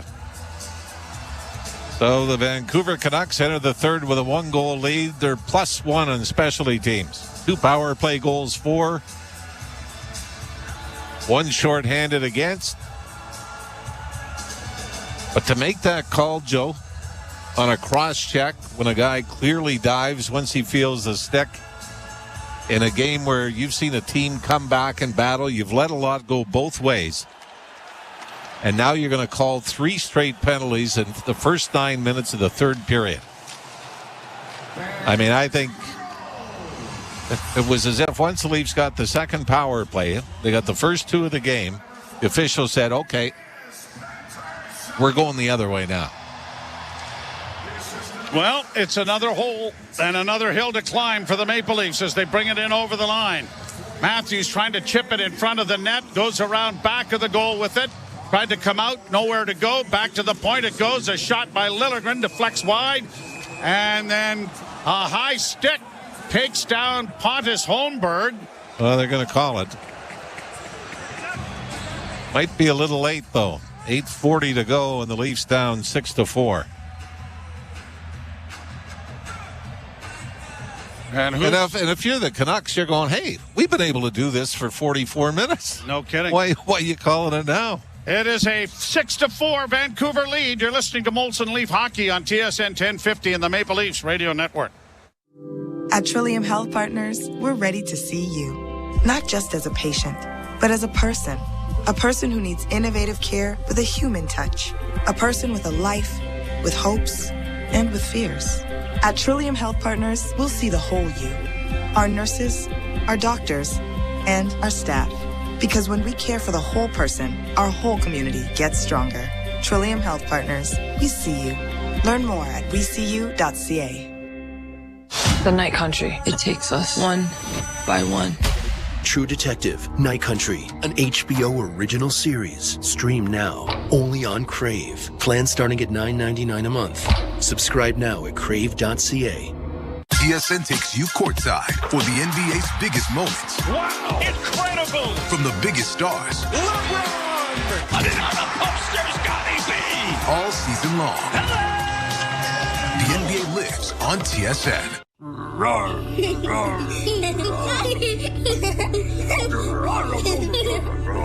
This is the sound of medicine. When you stay at a Ronald McDonald House, close to your sick child, family is medicine.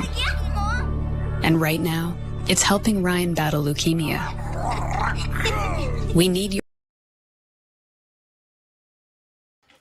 Hey everybody, Mike from TSI. Join our awesome community today. You see all those awesome emojis in the chat? See everybody's names rolling down the bottom of the screen here? Get your name in that list. It's only 99 cents a month. 99 cents, you can't even get a coffee for 99 cents anymore, guys. Join today. Click the description of the video. You'll see the link to join in the description. Let's get back to the action. Go Leafs, go. Let's finish strong, boys. Need a power play goal here if they're going to have any thoughts of getting back. There's a pretty good red mark, a welt under the eye of Pontus Holmberg, but obviously that's not considered an injury. Only two. Played off on the wing for Nylander. Down low into the corner. Marner looking in front. Matthews in the goal crease area. Back it goes to Nylander. Near side now for Riley. Riley spins it off the boards. Near side for Matthews. Matthews down low with a deflection there by Tavares that just was stopped on the short side. Tavares with it in his skates but loses it. And it is shot out and down the ice by Vancouver. Tavares wanted a penalty as his stick was being held when he was trying to get the puck in the corner. To no avail. Tavares dropping it back.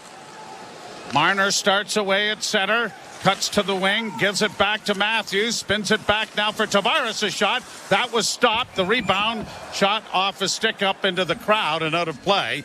Minute 14 to go in the power play for the Maple Leafs. 7:54 to play in the third period. And the Vancouver Canucks in a wild shootout here leading 6-4. Vancouver 6 goals, 20 shots.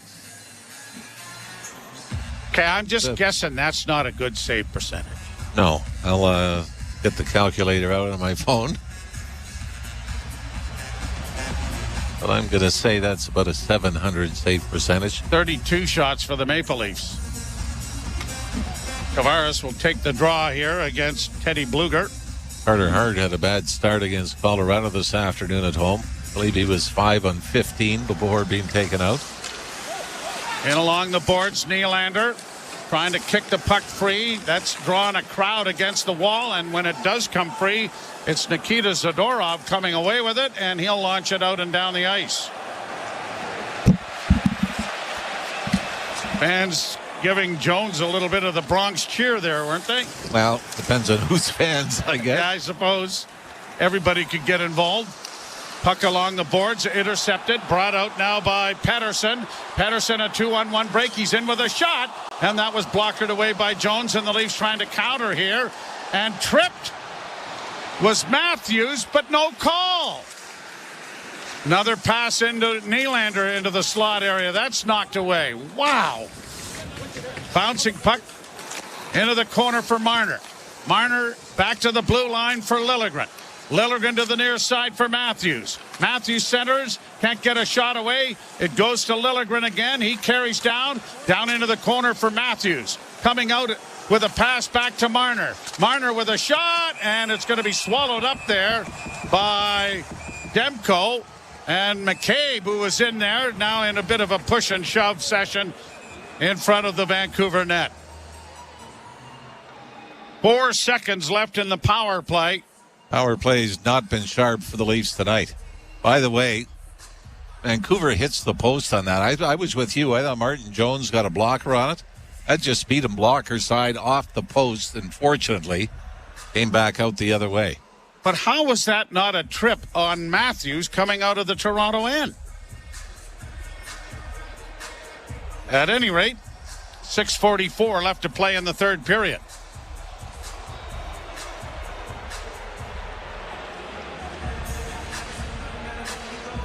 Four seconds to go. The faceoff is outside the Toronto blue line, or the Vancouver blue line. He's now the 4-game losing streak in Calgary as this goes out of play right off the faceoff. Jake McCabe was lobbying for a penalty that was shot into the stands, except that it was from outside the blue line. Tampa winning in Buffalo this afternoon, so the Leafs sit in a wild card spot right now.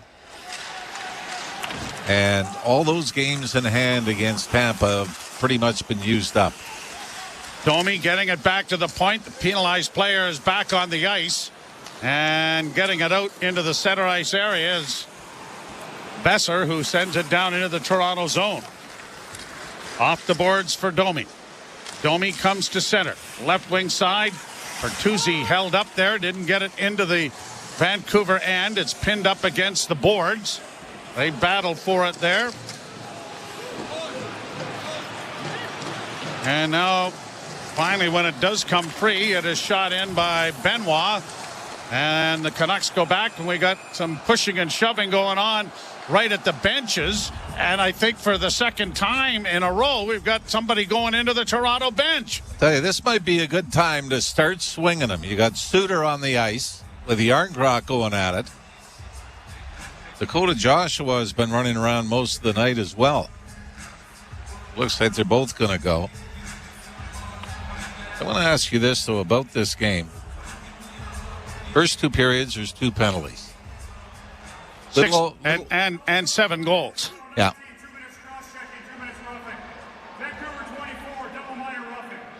So it looks like it's going to even out.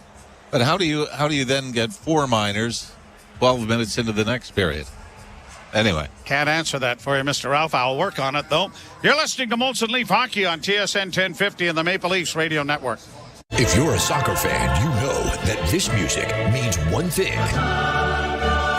The Champions League is on Sirius XM FC. Hat-trick for Erling Haaland. Kane scores! The top teams from around Europe are battling for club soccer's holy grail. Real Madrid do what they do best. What a start for Inter! Hear all the top Champions League matches all tournament long on Sirius XM FC 157 and streaming on the Sirius XM app.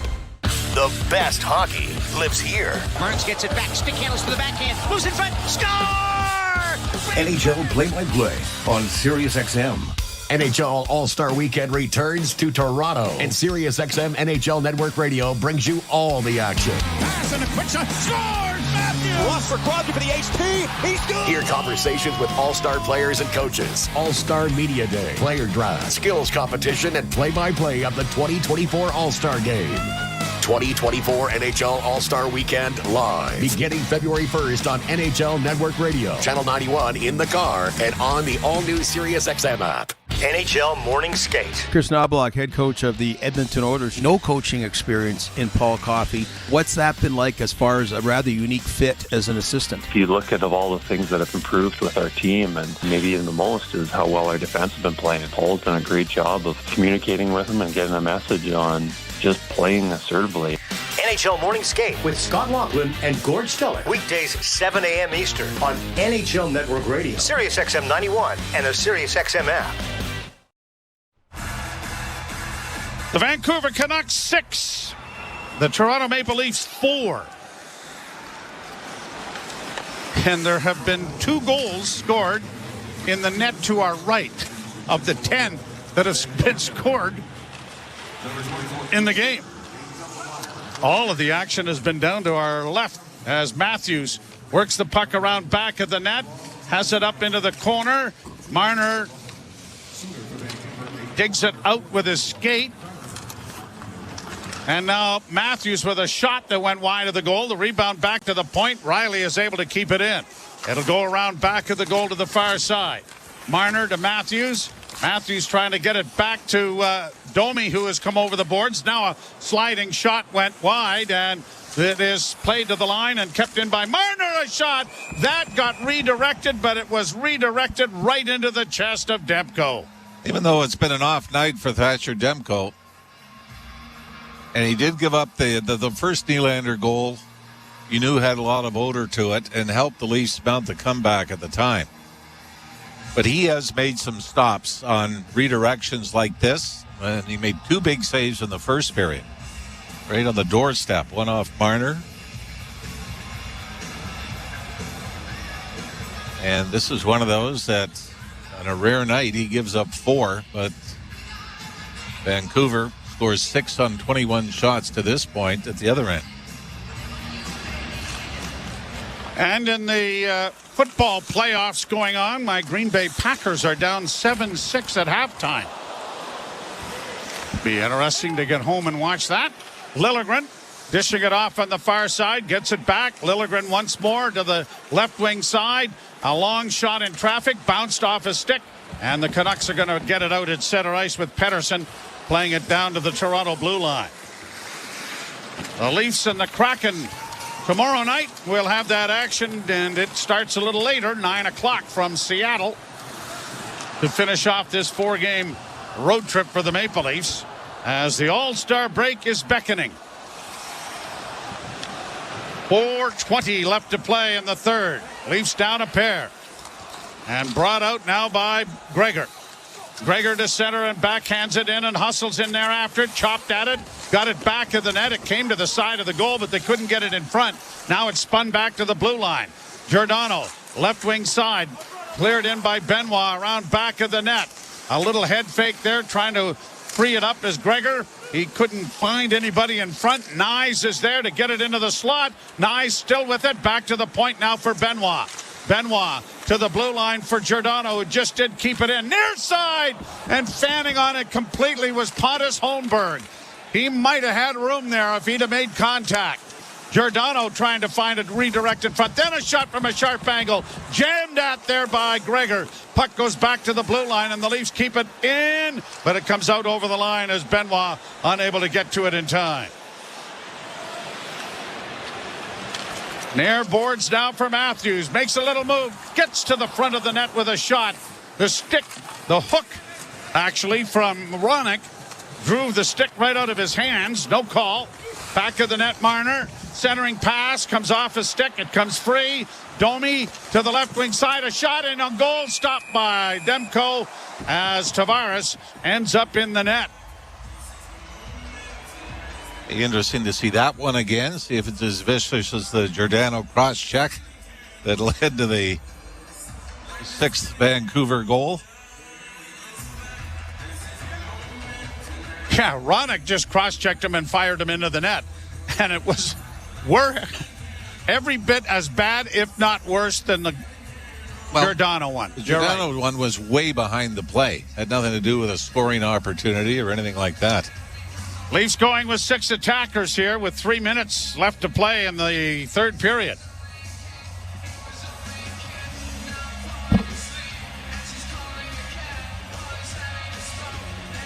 A draw in the circle to the left of goaltender Thatcher Demko, who is trying to win his 24th game of the season.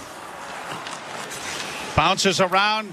Leafs send it in wide of the net. After it on the near boards, Domi to get it back of the goal. Trying to chip it along the wall there. The Leafs unable to come out with it. And it is Marner back of the goal for Matthews. That comes back to Marner. Marner near boards with a shot. And Tavares was there, but they couldn't get a stick on it. The Leafs were able to keep it in. Riley To the point to Nylander. Back to Riley. Riley with a shot. That stop. Pushed ahead to the line. Not out. Leafs keeping it in. Here's Nylander looking for the third of the game. And he shot it high and wide. And this time the rebound has come all the way out and down the ice and into the Toronto zone. Marner going back to the puck. 6 attackers on for the Maple Leafs. Matthews is able to backhand it down into the zone and hustles in there after it. Ronick got it freed up to get it up on the wing. That drew a traffic jam. The backhand, though, by the Canucks is going down the ice, and an icing call will come with a minute 54 to go here in the third period, and the Leafs needing 2 in order to force overtime, down 6-4. Dylan Keefe may use a timeout here, even though it would benefit the Canucks as well, as they have a tired group on the ice. Leafs have, remember, a few times this season, scored 2 goals with a goalie on the bench. But I do believe Austin Matthews is the only one that's done it. Yeah. Did twice in the very first game against the Montreal Canadiens, and did it twice against Columbus to get them to overtime. So I don't believe a timeout has been called, although there is a bit of a delay. We haven't seen. Maybe there. Yes, there is a timeout. All right. Well, we weren't able to see the benches. They had a tight shot going on there of goaltender Thatcher Demko. Well, there's a lot of talk about this road trip and what if. Are the Leafs closing in on the what if? Because there's only so many things you could do personnel-wise. Obviously, with the salary cap, Brad Treliving cannot make the Cliff Fletcher deal that brought Doug Gilmour. What was the total number of players in that deal? I think that was 8. You're not mistaken. It was gargantuan. Jamie McCowan. Doug Gilmour was obviously Rick Wamsley. Rick Wamsley. Jeff Reese went back the other way. Yep. Gary Lehman. Lehman was the big. Yep, that was the big Leaf going the other way. Yep. As well as Rick Natras. 1:54 left in the third period. And after the timeout, the faceoff is in the Vancouver end. Tavares taking the face-off, and it is won by Toronto. Nylander sweeps it back of the net. Marner coming out of the corner, got it back on the boards for Riley. Back into the corner for Tavares. Tavares to Marner to Riley, and a shot. That went off the glove of Demko and wide into the near boards it goes. 3 Leafs onto it now, trying to come away with it. Cross check from behind, nose first into the boards was Tavares. Oh, he's got it. And the back referee, who was a mile and a half away. But also the same referee that made all the cross-checking calls in the Leaf end. So now the Leafs have a 2-man advantage. But time is of the essence, and Hughes gets the call. And even this, I would say in the scheme of things is a weak call. See, Quinn Hughes doesn't like the call either. But I think he also realizes the trend has been set. But only in the third period. I mean, it's to me, it's absolutely baffling that all of a sudden in the third period, there's a lot of penalties, that the teams are playing differently. Yep. Draw to the right. Minute 29. They're going to have to score in a hurry. Back to the point. Nylander dishes it off. A wrist shot taken there by by Marner was blocked. Puck comes back again. Marner looking. One of the Canucks has a broken stick. Leafs have got a real advantage here. Pass across. A shot. Rebound in front. Demko able to cover up on it as Yarncrook got a last-second shot away there that Demko is able to hold on. The Leafs really had an advantage. But Austin Matthews has an open net, and Demko goes quickly right to left to be able to make this save. I mean, this is going in. The first one off his mask, and then the rebound. He stays with it, stays square, and Yarncroc just chopping at it, put it right back into the Vancouver goaltender. It's always a sign of a good goaltender, Joe. You can have an off night, but still make 1 or 2 key saves at the right time to win a hockey game. The draw scrummed and then wasn't done correctly. They're going to do it over again. They'll have to reset the clock. 43-21. The shots favoring the Leafs. And the story will be, obviously, was a goaltending factor. And Joseph Woll is with the team on the trip and working his way back, but I don't think you're going to see him before the All-Star break. Shot by Matthews, stopped there by Demko. Kept in by Marner. Pass in with a deflection off the stick of Yarncrook in front of the net, and that's gone up into the screen and out of play. You might have seen him in the third period tonight. Well, yeah, that would have been. But you know what? And then what happens, Ralphie? You're because of all of this, you're heaping so much pressure on this young kid who obviously played exceptionally well before he was hurt.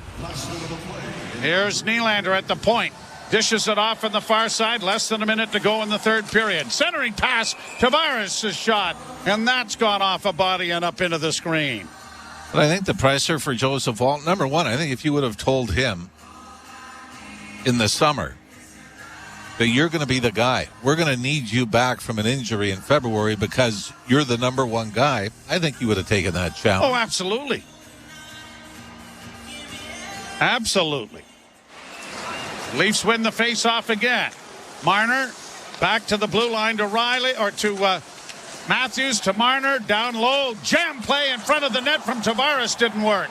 Now here's Nylander to Marner, holding with a shot. Good save made there by Demko. Scramble is on. Demko's lost his stick, but the Canucks have gotten the puck out with 28 seconds left to go. Now we've got Tavares in the middle of a fight. With Myers. You not remember a hit, Tyler Myers on John Tavares? Maybe last season or the season before, where he left his feet and made contact?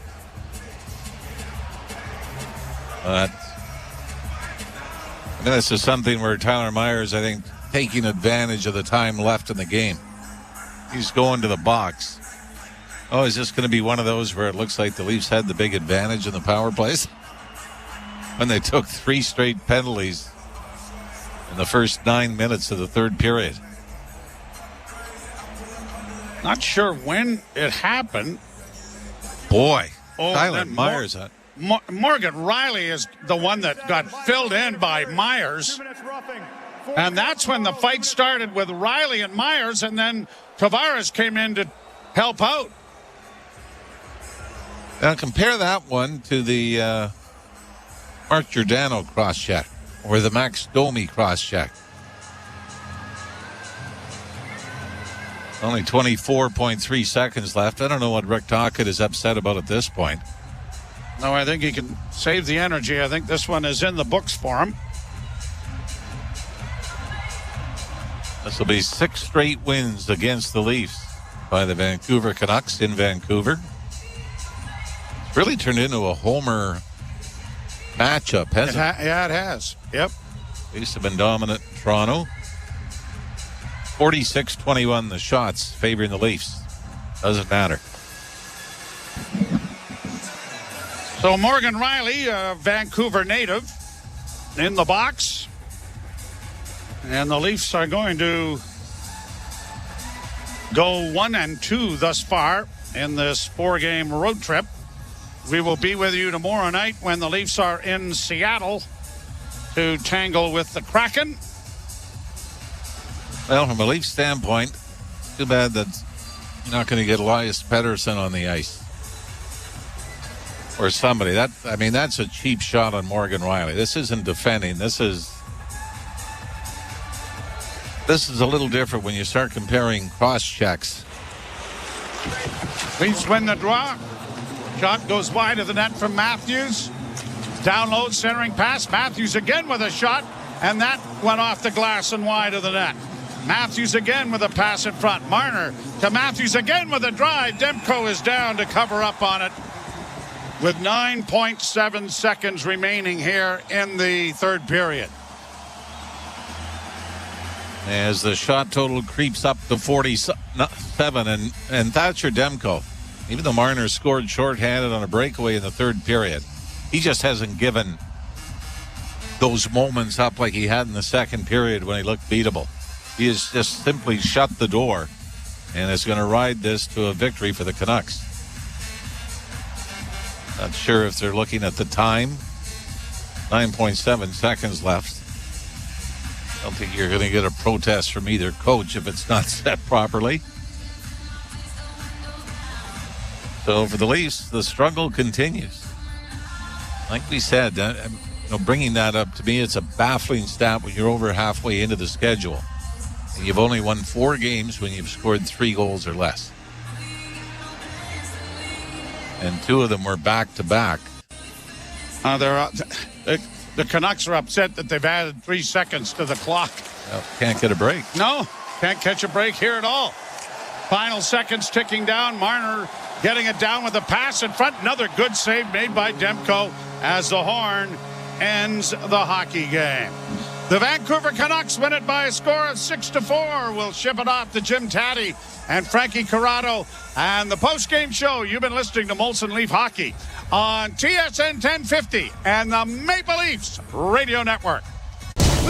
Let's go, football fans. This week on Let's Go with Tom Brady and Larry Fitzgerald and me, Jim Gray. We're all better players for having Coach Belichick as our coach. I respected his work ethic. I think there was a level of accountability and discipline that he had. Maybe we didn't always want to hear it, but in the end, when we reflect back, we're happy that we did hear it and that we went through it. Listen to Let's Go every Monday at 6 p.m. Eastern on Mad Dog Sports Radio and anytime on the SiriusXM app. Let's go, baby. Let's go. The Power Play with Steve Koulias. And we're with John Cooper, head coach of the Lightning. Can you kind of talk about your relationship with your captain? You know, whether I say it's a friendship or whatever we have, our bond is it's really come and really evolved over the years. He's one of the greatest, he's our greatest ambassador, but I think he's one of the greatest ambassadors for the sport. You know, the kid's a class act, and it's been really a pleasure to watch. The Power Play, weekdays 3 p.m. Eastern on NHL Network Radio, SiriusXM 91 and the SiriusXM app. The Point with Boomer Gordon. You think, can you pay the guy? I think what we've learned the last 4 years is that you can. Tampa, Colorado, Vegas. They were all built on elite superstar talent. But what they also had was great management. And that's the one thing the Leafs haven't done. They've never done. Dubas never did it. I think we could all argue Treliving's not off to a great start trying to do it this year. Becomes a huge challenge. Points with Boomer Gordon. 1 p.m. Eastern on NHL Network Radio, SiriusXM 91 and the SiriusXM app. NHL All-Star Weekend returns to Toronto, and SiriusXM NHL Network Radio brings you all the action. Pass and a quick shot. Scores! Matthews! Lost for Crosby for the HP. He's good! Hear conversations with all-star players and coaches. All-Star Media Day, player draft, skills competition, and play-by-play of the 2024 All-Star Game. 2024 NHL All-Star Weekend live. Beginning February 1st on NHL Network Radio, Channel 91 in the car, and on the all-new SiriusXM app. NHL Morning Skate. Chris Knobloch, head coach of the Edmonton Oilers. No coaching experience in Paul Coffey. What's that been like as far as a rather unique fit as an assistant? If you look at all the things that have improved with our team, and maybe even the most is how well our defense has been playing. Paul's done a great job of communicating with him and getting a message on just playing assertively. NHL Morning Skate with Scott Laughlin and Gord Stellick. Weekdays 7 a.m. Eastern on NHL Network Radio, SiriusXM 91 and the SiriusXM app. If you're a soccer fan, you know that this music means one thing.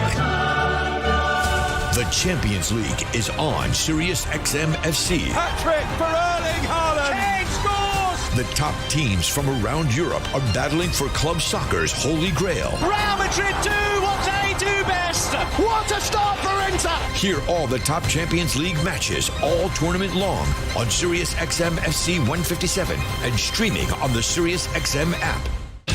The biggest names in the game. Trying to get behind Ristolainen. Walks in. Put it between his legs. Shoots it. Score! NHL play-by-play on SiriusXM. This is Leafs Game Night on TSN 1050 and the Leafs Radio Network. The Leafs live here.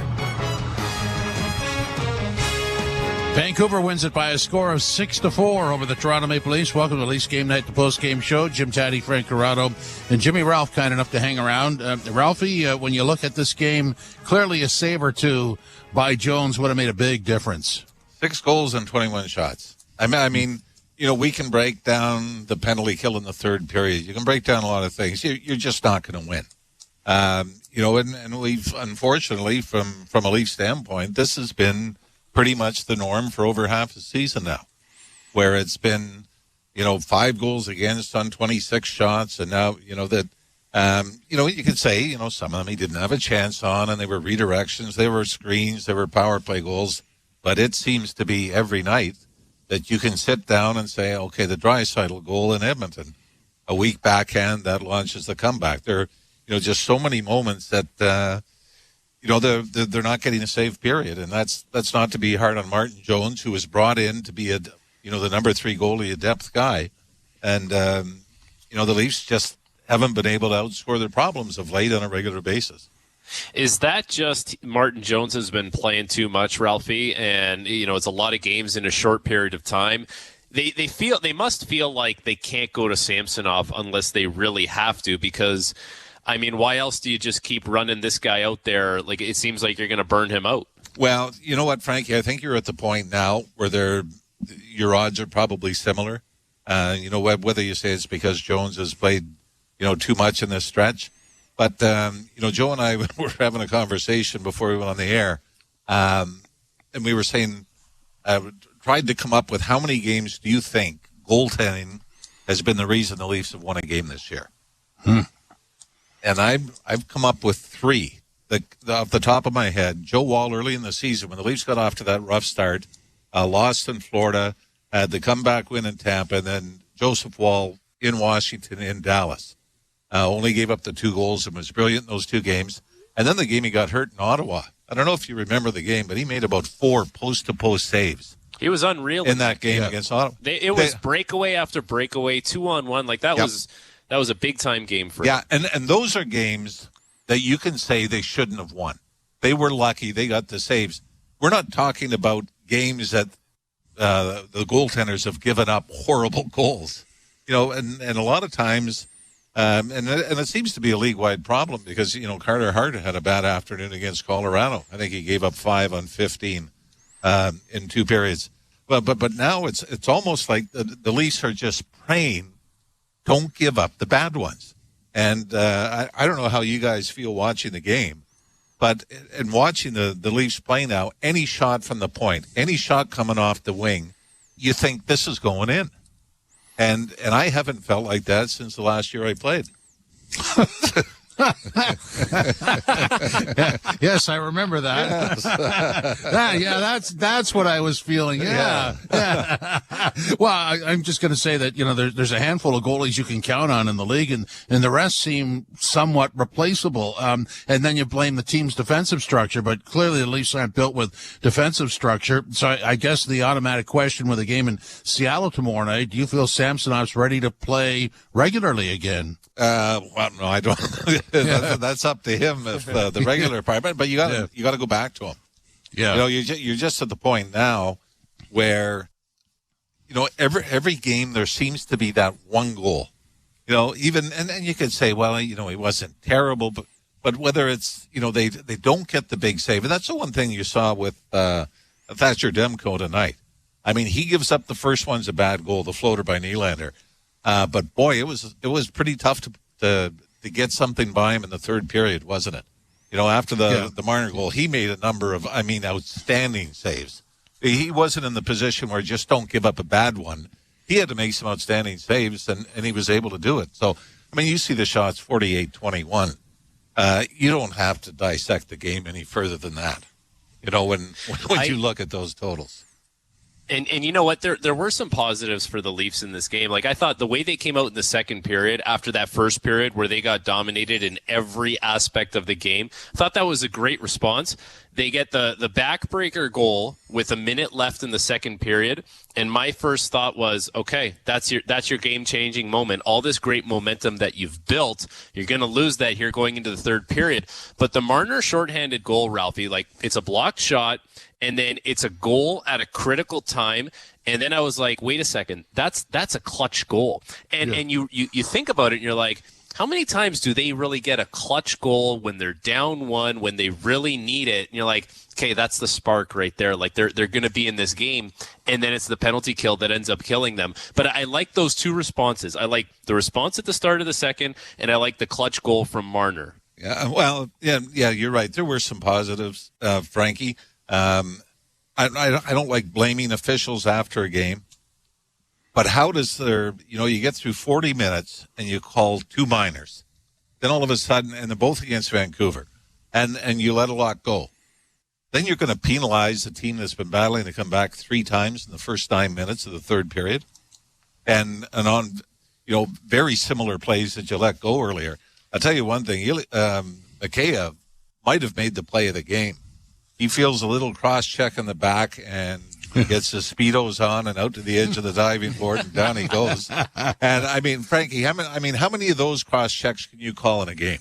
So many. You know what? You know what's happening now, Ralphie, and I don't know if we've talked about this or not, but the cross-checking thing, because they've cracked down on it so much now, there's a little bit of a discrepancy where some referees are eager to call whatever cross-check they see, and some guys are still kind of abiding by the old, hey, you can box someone out, you can give them the business, and it's going to be interesting to see how that shakes out down the stretch here when the games are important and there's points on the line and in the playoffs, because I don't know, there's some cross checks that don't get called in the playoffs. Are they going to abide by that when we go into the playoffs now? I don't know. How many penalties were in the third period or power plays? Because I think only 2 in the first 2, and then I think it had to be 5. There's a lot of penalties here. 5 or 6 in the third. Yeah, 90% of the penalty calls called. 11 penalties called in the third period today, and there's there's a coincidental minors on a couple occasions, but it was funny watching Rick talk it. It was Calle Yarncroke or Morgan Riley got cross-checked by Tyler Myers right into the post. Morgan Riley, yeah, it was Morgan Riley. Now compare that one. Well, that's got to be supplemental discipline, don't you think? Not enough for supplemental discipline, but they were at the bench there and they're showing the bench and talking. It's like, what do you mean? It's like the guy got cross-checked right from behind into the post. Yeah, we're not in the 90s anymore, Talk. But anyway, I just found, what bizarre when it looked like the officials through 2 periods were going to say pretty much, let them play. Let the players decide it. And then all of a sudden, bang. But now I know the Brody was a trip. Domi, I thought, was borderline. I thought Zadorov got away with a lot of stick infractions, whether they were slashes or cross checks, which you say is fine if that's, if this is the way the game's going to be called. And then all of a sudden in the third period, you're calling everything. And, that's, to me, disheartening for, you see a team try to slug their way back into a game. And then all of a sudden it's, you think you're back? Take this. Oh, yeah, you got a short and a goal. Do it again, and eventually they just ran out of rabbits to pull out of their hat. Well, the Myers calls were roughing and interference. I mean, that was a pretty severe cross-check to Riley. Yeah, even it looked like Holmberg was on the bench. It looked like it was a pretty good gash under his eye, or a red mark anyway. But that wasn't enough to get a double minor. Tyler Bertuzzi ends up with a bloody face. There was no double minor on that. Yeah. And yet I didn't quite see where he would have picked that up. So it was, I thought it was a strangely called game. Like I said, I think they let a lot go both ways in the first 2 periods. And in a game like this that's, pretty entertaining, all of a sudden now specialty teams are going to decide the third period. And unfortunately for the Leafs, the Canucks big boys woke up in the power play. Ralphie, you say it was an entertaining game, which it was. It did have a playoff-like feel to it in a number of different ways, like the intensity of the game, the amount of action, but even playoff games have this element of there's a missed call or everything gets put under the microscope and one team runs into penalty trouble, one team gets a hot power play. I felt like that was the case, and then you start looking at Vancouver's D, and they got those big mutants on the back end, and you're like, I would like that in the playoffs. I thought they were able to direct things to the outside, and they were big, mean, and physical. And with the the discrepancies and the penalties, I'm like, I don't know. That just screamed playoff hockey to me. Yeah, I mean, I think obviously sometimes the bigger you get, the slower they get, too. And I think you saw at times that the Leafs were able to generate some opportunities off the rush. But yeah, when it comes to going to the front of the net looking for a rebound, and you get cross-checked from behind into the goalpost, and it's a roughing penalty. Yeah, you're afraid of that. I think when you start sniffing around for rebounds. But you're right, Dave. Whether it was Carson Soucy bringing Tyler Myers over a couple of years before from Winnipeg, Ronnick's been great for them. Obviously you give up a first-round pick to get him out of Detroit. You've got some skill and certainly some size and toughness on the back end. Oh, it's a well-constructed lineup. There's no question about that. From the blue line in, that's pretty well as good as you get. And up front, size and speed and skill, and there's a lot of stuff there. What I can't get over is the shot attempts. I mean, if you didn't watch this game and you went right to the event summary to try and piece it together, as we used to do in the old days, 48 shots, 78 attempts, and 21 at the other end, and 50 attempts. I mean, I didn't see it that way. Did you? Yeah, I think, like I said, that Vancouver just seemed to score so easily in the first period. Yeah. And then one thing you didn't notice until the power plays in the third, I don't know if Joe said Pettersson's name, once or twice in the first two periods, or JT Miller. They broke up that line. The Leafs' first line was really good tonight, Ralphie. So good that the Vancouver big boys were invisible, and that line had to get broken up. The only reason those guys got on the score sheet was because of the power play. Well, and you know what, again, what stings, I think, from a Leafs standpoint, you pretty much shut McDavid and Draisaitl down in Edmonton. Draisaitl scored on the weak backhand in the second period, and you still can't close out a game and win. And I think that's, it seems like they're just finding different ways to lose on a nightly basis, although Joe and I were talking to you. You know how many times the Leafs have won when they've scored 3 goals or less this year? 4. Wow. Including, that's more than I would have guessed. Well, back-to-back games, L.A. and Anaheim, 3-0 and 2-1. That's 2 out of the 4. They won 3-2 over Detroit and Sweden, and 2-1 at home against Florida in a shootout. And that's it. I mean, when you've got to score 4 or 5 goals every night to win, I think you're in trouble. And that's it's why not a good combo right now, Ralphie, because the goaltending situation is murky at best, and Jones wasn't very good tonight. And the decor is still, it's still replacement parts-ish from the start of the year. Like, Simon Benoit's been good. Timothy Liljegren has been just okay. Giordano's, just still older than he was at the start of the year. Like, it's not a good combo when both of those things are not where they should be. No, there's, there's a lot of concerns, but so much of it's contagious, though, isn't it, Frankie? Where you have one hole in the boat, and you try to plug it, and the other one pops up. And I think the other thing that I find with the Leafs, with the goaltending struggles in their own zone, is they start to collapse, so where they're not aggressive going to the boards to get at the puck. Everybody wants to stay in a lane. Everybody wants to try to block the lane to the net. And then you get back on your heels, and a lot of times 5-on-5, it looks like they're a man short, because it looks like they're saying, we can't let them, get a shot on goal. And to me, that one thing I found Vancouver in their own zone was very aggressive. Every time there was, a Leaf had the puck along the boards, there was somebody right on them. Where at times the other way, the Leafs all dropped back into a shell. And it was like, everybody stay in a lane, try not to let pucks through. We'll have the double shot block in front. And I think that is so tied to the lack of confidence in your goaltender. And what's another thing? Pontus Holmberg could have had a couple goals tonight, but he's not meant to be playing with Matthews and Marner. No, and they tried other combinations, right? Later on, it was Yarncroc was up there, Domi was out there with. Well, he whiffed on 2 clear-cut one-timers that if that's someone else, like that, like an NHL player should be able to get that one-timer off, but he completely whiffed on 2 of them tonight. Yeah, and then Demko made a pretty impressive stop off Matthews on a one-timer in the third period as well. You know how I know it's going to be a bad night for a Leaf goaltender?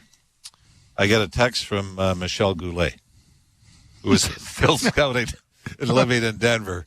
Michelle he texted me right away. Same kind of game, Avs Philly. No saves in Vancouver. So that's when I'm going, well, there's a Hall of Famer that does. Played in an era where he was able to fill the net. But that's usually my signal. If I think the goaltending's struggling a little bit, the Michel Goulet text during the game is usually the It's a good thing they didn't have cell phones back when you were playing. Oh no, yeah. You know what? My dad actually still thinks I'm playing somewhere in Europe. Yeah, so if he figures out the internet, I had to make up a country and everything, but he's good with it. Well, let me make a call for you, Ralphie. The Uzbekistan Elite League. Yeah. Ralphie's the number one goalie for Sven Garden. Oh. Ralphie, thanks for hanging around. All right, boys. Good luck. Are you going to text us or what? Halfway home, yeah. Okay, good. Yeah. All right, thanks, boys. And to solve Ralphie's problem, if you got a boat with a hole in it, throw the guy with a drill overboard. You'll fix that in a hurry. Why would you have a drill on a boat? Well, where do you get the hole in the boat from? Oh man! But you know what? Just to wrap that up before we break, so you've got the goaltending problem is a little off, obviously for very obvious reasons. And you have to score to win because of the facts are there. The 4 wins with under 4 goals, and so then you're trying to preach that defensive structure, but that's a difficult sell, isn't it? It's a difficult sell when you're not going to get a save behind. Like, you're going to do everything you possibly can. At some point, you're going to give up a shot in a somewhat dangerous area on the ice. Not everything's going to be from the perimeter. So, yeah, as much as you buy into your defensive structure, you still need your goaltender to make a save. But now all this does is emphasize tomorrow night for Ilya Samsonov because you don't bank a point. You're playing a back-to-back. Teams around you are playing well. Like, teams around you are winning games. And now you have to rely on Samsonov to get you a win in Seattle, or at least give you a chance to get a win. Like, there's Tampa Bay. They win again today. They beat Buffalo. So, like, there's teams that are winning games. And if the Leafs were to go, through this road trip, and let's say, you don't get a point in Edmonton, you win in Calgary, you don't get a point in Vancouver, don't get a point in Seattle, man, now all of a sudden you got Winnipeg. They're one of the best teams. Like, they don't slow down, and they're really stingy defensively. They won again, and they only gave up 1 goal in that game. Yeah, the schedule is not friendly, that's for sure. We'll step out and come back and wrap it up further. This is Leafs Game Night on TSN 1050, the iHeartRadio app, and the Leafs Radio Network. Bud Light is a proud partner of the NFL. Easy call. Easy play. Easy down. First down. Easy pass. Easy sack. Easy touchdown. Easy win. This NFL playoff season is brought to you by Bud Light, a refreshing taste that's easy to enjoy. Enjoy responsibly. Must be legal drinking age. Good morning. Baby, it's a brand new day.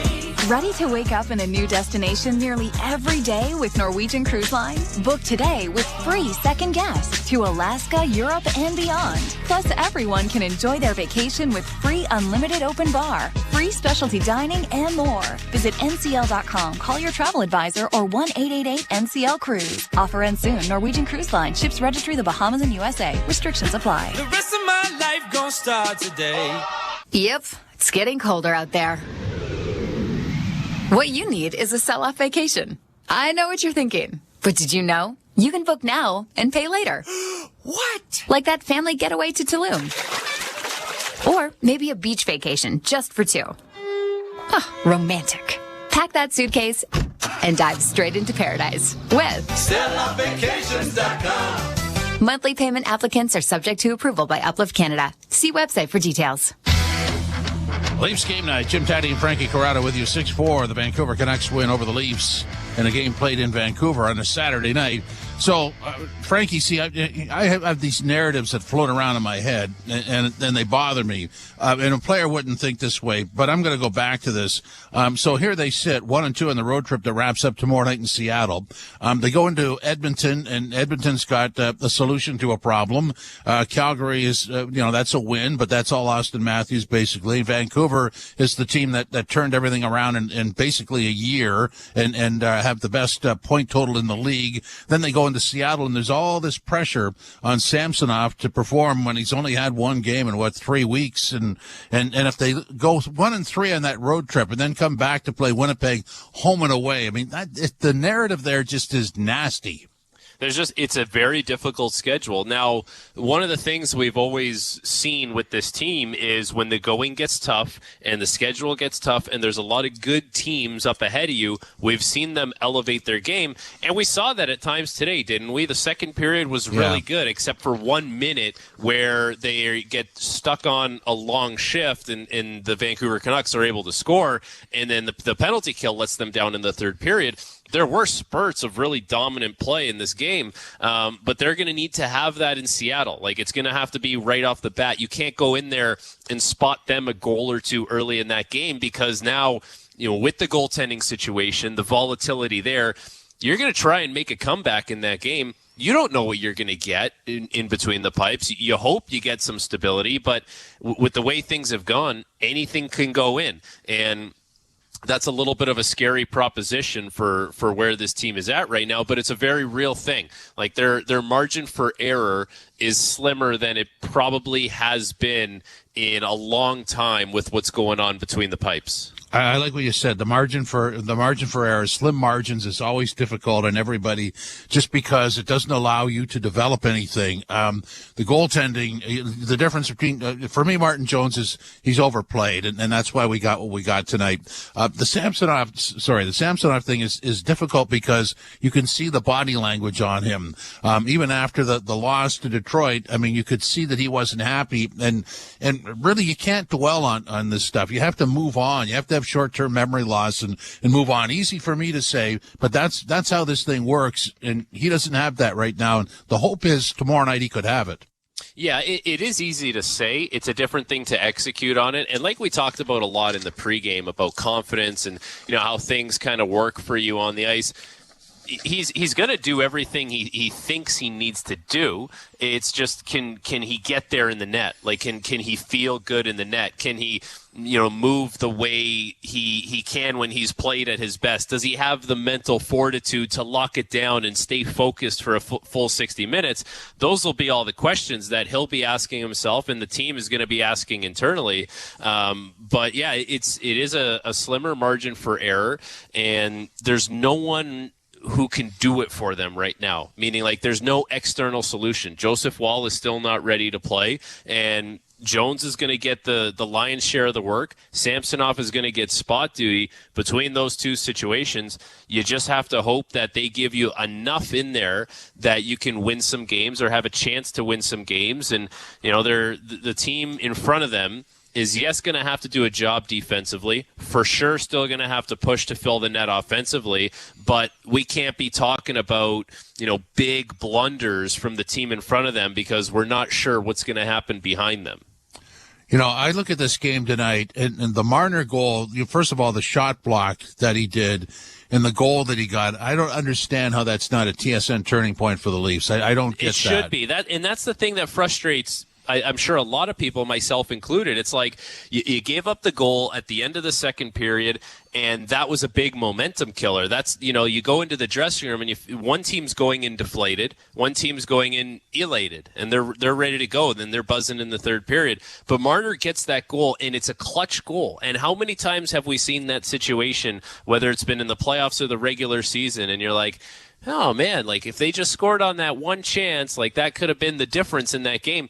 It seems like this team, Jimmy, they have no problem scoring when it's like 3-1 already or 4-1, making it 5-1. Like, they can score that one. It's like when you really got to hunker down and there's a lot of pressure on you, that's when at times it seems like they don't find that goal, especially in the playoffs. But tonight, with the playoff-like atmosphere, Marner gets you like a big effort because it's a block shot, it's a shorthanded breakaway, Thatcher Demko's in net, all those things together, he gets you that goal. And then your penalty kill lets you down. It's such a deflating feeling as a team because you feel like you had that, what you said, TSN turning point in the third period. Well, and those 2 power play goals are scored rather easily. It's a different guy, but the same position off to the side of the net that, for whatever reason is not moved out or picked up, and it goes in right away. I mean, those are momentum killers. It's a carbon copy. It's it's just the Vancouver power play found something that they exposed in Toronto's penalty kill. The penalty kill has been a big issue this year, and coming into tonight's game, 25th in the NHL at 77.1%. Jimmy, you and I both know anything lower than 80 is completely unacceptable in the NHL. Like, the league average is 80. So they're well below average, and they don't have the personnel that they've had on the penalty kill in the past. They've got some players trying to do it, some players that are playing more at 5-on-5, more in the games because they have to play a lot of penalty kill. So it's not they haven't found the answers on the penalty kill within the group. And tonight, ultimately, like, I know Martin Jones wasn't good, and that's a big issue, but you're still in a position to win the game. That's the big takeaway. You're still in a position to win it, but your penalty kill at the wrong time is the thing that lets you down. Regardless of how Jones played earlier in the game, the team fought their way back, and they're on even ground, and that's the backbreaker for you, the penalty kill. Frankie, see, I just want you to know that I stopped using the term carbon copy about 10 years ago. I use now duplicate or scan. Why is that, Jimmy? Who knows what carbon paper is? How about this one for you? Yeah. So what do you call the TV remote? The clicker. You call it the clicker? Yeah. I call it the converter. Oh. Why, does it How turn about into that? something? Does it turn into something? Isn't that a little blast from the past for you? Hand me the converter. Oh, yes, God. I would say, what does it convert? Oh, it changes the channel. Oh, you mean the channel changer? Oh, okay. Yeah, Guy, that makes no sense. Okay, Guy. Sorry, Guy. I thought you were old school, Guy. No, that's not negotiable. All right, let's step out and reset here. So, Vancouver wins at 6-4. This is Leafs Game Night on TSN 1050, the iHeartRadio app, and the Leafs Radio Network. To truly go inside the game of pro football, you need to see things from the player's perspective. Let's go. Every Tuesday at 7 p.m. Eastern, catch the Player's Point. Let's go. Let's bring the energy. Join NFL tight end Colin Thompson and Miami Dolphins fullback Alec Ingold as they break down the biggest stories in the NFL. It's an encouraging way to look at football. The Player's Point. Every Tuesday at 7 p.m. Eastern on NFL Radio, Channel 88 in the car and on the all-new Sirius XM app. Under review. The National Hockey League, it's the number 1 league in the world. It's a tough league. It's not shinny. I never wanted to become a league where the stars get an extra step or two. And there is a real divide with some people who go, the NHL doesn't do enough for its stars. No, what we like about hockey is it's a team game. Under review with Mick Kerr, 11 a.m. Eastern on NHL Network Radio, Sirius XM 91, and the Sirius XM app. Hey Toronto, I'm David Morsuti, host of the daily Toronto Maple Leafs podcast, Locked On Leafs, part of the Locked On Podcast Network on the Sirius XM app. Every weekday, we bring you the latest Leafs news and analysis, break down all the action, including this game you're listening to right now, and preview the next one.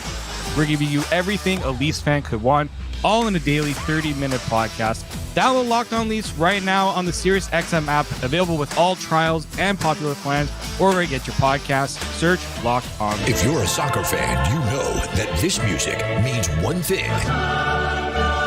The Champions League is on Sirius XM FC. Hat-trick for Erling Haaland. Kane scores. The top teams from around Europe are battling for club soccer's holy grail. Real Madrid do what they do best. What a start for Inter. Hear all the top Champions League matches all tournament long on Sirius XM FC 157 and streaming on the Sirius XM app.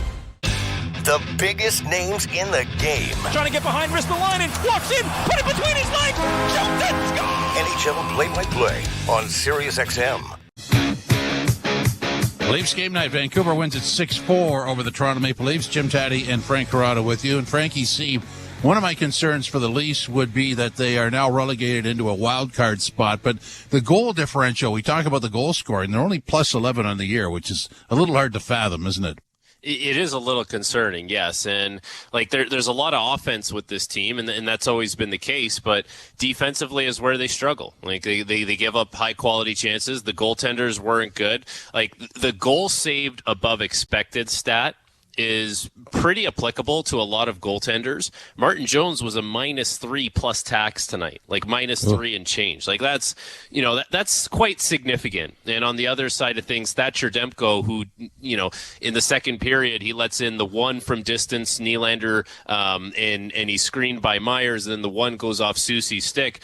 He was basically even. He was like -0.13. So he really hunkered down at the end of the day. Like he made 44 saves, and he's a big reason why they were able to weather the storm at the end. But we're used to the Leafs being at this point in the season, well above plus 11. But I guess relatively speaking, like you have to look at the teams ahead of them. Boston is on a pretty hot pace at plus 38. The Panthers are plus 22. Tampa Bay's only plus 3, and they're now ahead of the Leafs as they're third in the Atlantic Division. So, like, the thing about the Leafs that's going to frustrate a lot of people is they're right there. Like, they're in the mix of everything. It's like, why can't this team just take it and grab it and run with it? And that goes right back to the start of the season, because the Atlantic Division was going to be there for the taking for them. Boston was taking a step back. Florida was very injured. Tampa Bay another year older, but they haven't been able to do it. And now it's pressure time. It's pressure time in Toronto because they're playing some good teams and everyone's winning around them. Absolutely. That's extremely well said. So let me ask you this. How vital is the game in Seattle tomorrow night? I think it's like, it goes without saying, every game right now is a big game for them because of where they are at in the standings and because of the way they're playing. But it's important because a back-to-back situation, you don't want things to fester. You don't want things to linger. So you don't want one loss to turn into two losses. You don't want one bad goaltending performance to turn into two bad goaltending performances, because that's how things snowball and that's how things pile up. So the quicker you get on the right side of it, and you have a great opportunity in a back-to-back to do that, where all the negative feelings you might have coming out of this game, you can put an end to that rather quickly. You don't have to wait for 2 or 3 days to play a game. So it's in a way, it's nice to have the back-to-back, but you can't squander the opportunity. Like, you have to go into Seattle, play manage the game, play a diligent game. Your best players are going to have to be really good, because if they're not, there's no chance that this team is winning a game. And Ilya Samsonov just has to be fine. He just has to make the saves that he's supposed to make, count on that, and then you have a chance to win the game. But the schedule is not their friend moving forward. No, it's not. It's a tough one. And we always look ahead, meaning up in the standings, as to how they can climb back up. But below, the Islanders made a significant move today with Patrick Waugh as their new head coach. I don't know where that goes, but it's not going to go south. You know what? He's been out of the league a long time now, and when he first came in the league, he ran hot, and I think he really wanted to do things a certain way that may have rubbed people the wrong way, and you learn over time. And he's gone back down to the junior level. Last year, his team in Quebec won the QMJHL championship. They went on to win the Memorial Cup, and we were covering that here at TSN. That was one of the most structured, detailed junior teams I've ever seen play. Like, they would get the lead and they would lock it down, and there was nothing happening for the other team. And you know the way OHL hockey is, Jimmy. Like, you cut your teeth in junior hockey. Like, it's up and down. It's roller coasters. It's giving up leads, getting leads. It can be pretty crazy. His team was not like that at all. So, you factor in that maybe he's changed his ways a little bit, and he's become maybe easier to deal with for the players, understanding their needs a little more. Like, it's going to be different. on Long Island, but I would imagine if you're getting a new coach bump from anyone, it has to be Patrick Waugh. Absolutely. He's going to demand that. I mean, that's the one thing about him is he'll tell you what to do, and you better do it. Yeah, and he's going to be it's black and it's white, and he's going to have a certain set of demands for that team. It'll be interesting, though, because it's an aging team, and it's almost one of those teams where you say, well, they kind of just are what they are, but maybe he can extract a little more out of them, and maybe the Leafs can find a little more internally from a couple players and from the goaltenders and see if they can string some wins together here. Yeah, we all agree. I mean, when we talk about the Leafs, it's just one thing would go the other way, and it would be a different tone. Frankie C., you should take the rest of the night off. I am, Jimmy. Thank you very much. Okay, nice working with you again, bud. You too. Okay, thanks, Guy. This is Leafs Game Night at TSN 1050, the iHeartRadio app, and the Leafs Radio Network. You've been listening to NHL Play-by-Play on SiriusXM. Head over to SiriusXM NHL Network Radio, SiriusXM 91, for the best hockey talk. Jones flew over to Sweden to try and talk to him and didn't get a chance to talk to him. It's a long way to go for a trip to IKEA, and they get nothing out of it. So now they've got to pivot and they've got to make this deal. And Gauthier is a really highly touted player. He's a significant asset for Anaheim to acquire and for Philly to trade. So that's going to bring back plenty. And, Drysdale's coming off a shoulder surgery. He got hurt early in the year, some kind of lower body deal. But they get a second round pick, as well. But the real chip for Philly is Drysdale. And aside from this deal too, the next part of it is they've got a couple of free agent defensemen in Philadelphia in Sean Walker and Nick Seeler. And certainly that would give them runway to move one of those guys or both if they want to, because you've got Drysdale in now. And pretty interesting though, like a kid just saying, nope, not for me. And that pushes the envelope to a point where they got to do something. John Tortorella was asked post-game last night about this trade, and not unusual for Torts to display a level of disdain. And, it's not personal with Cutter Gauthier not wanting to sign or stay in Philadelphia, or it really shouldn't be. I mean, they've used him as an asset or a commodity to bring a real good piece in Jamie Drysdale back. But here was the response from John Tortorella after the game in being questioned on Cutter Gauthier. Then we don't want you. I believe you've met Cutter Gauthier before. Were you surprised that he...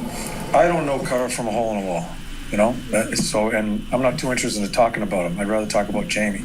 He's the guy that's coming here. Isn't that vintage Torts right there, right? It is, and the fact of the matter is the players in the Flyers room don't know Cutter Gauthier. Quite frankly, they don't care about him and his wants or doesn't want, I guess, in this case, because they're worried about their team.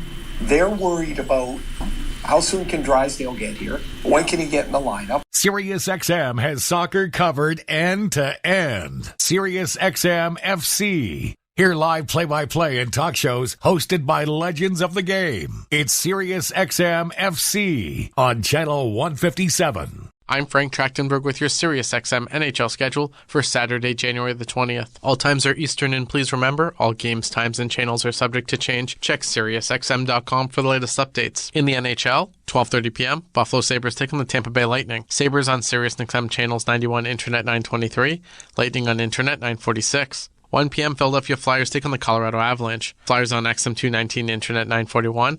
Avalanche on Internet 927. 3 p.m., Arizona Coyotes take on the Nashville Predators.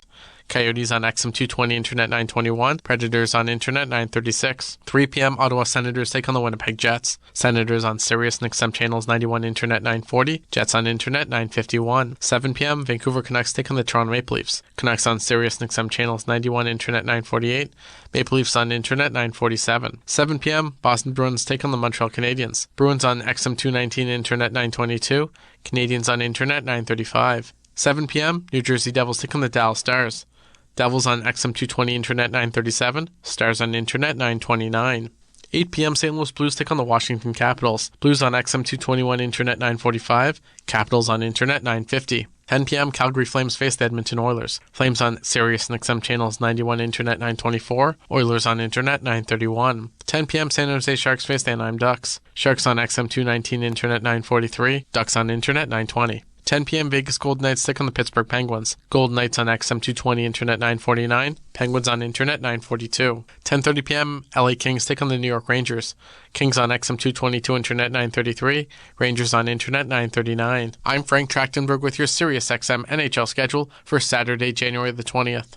All times are Eastern, and please remember, all games, times, and channels are subject to change. Check SiriusXM.com for the latest updates. In the NHL, 12:30 p.m., Buffalo Sabres take on the Tampa Bay Lightning. Sabres on SiriusXM channels 91, Internet 923. Lightning on Internet 946. Follow every second of the action on NHL Network Radio. From behind the bench to every play on the ice. If it's hockey, it's on SiriusXM NHL Network Radio. SiriusXM 91. Starting in mid-December, the Carolina Hurricanes finally shook off a subpar start to the season and are looking like the Eastern Conference contenders most hockey people think they are. Third-year forward Jack Drury joins Gord Stellick and Scott Laughlin on the morning skate on NHL Network Radio, SiriusXM Channel 91, and he says it's simply a matter of the team recommitting itself to playing the way it's capable of playing in order to win. As I'd mentioned, Jack, I mean, the team has started to really come around and take shape here the past couple of weeks. What has been the biggest key towards you guys finding that consistency that clearly has made you one of the top teams in the league once again? Yeah, I think it's just kind of committing to playing the right way. We got a system that we know works for us, and we just got to kind of stick to it and get everyone buying in. I think last little stretch here, we've seen that, and we know we have the talent to kind of be successful if we do that. Being a new player to league, we saw what happened with Connor Bedard on Friday. Is it something, the speed of the game and all that, a big part of your adjustment? I don't know if you've had a comparable hit so far, kind of welcome to the NHL style? Yeah, my first playoff shift last year, I got blown up by one of the Islanders' D-men, so that was probably one of the harder hits I've received. But, I don't know. I think hockey's fast. Everyone's used to it. Sometimes there's just some unlucky plays, and I think that can happen to whether you're a rookie or been in the league for 10 years. It can happen to anyone.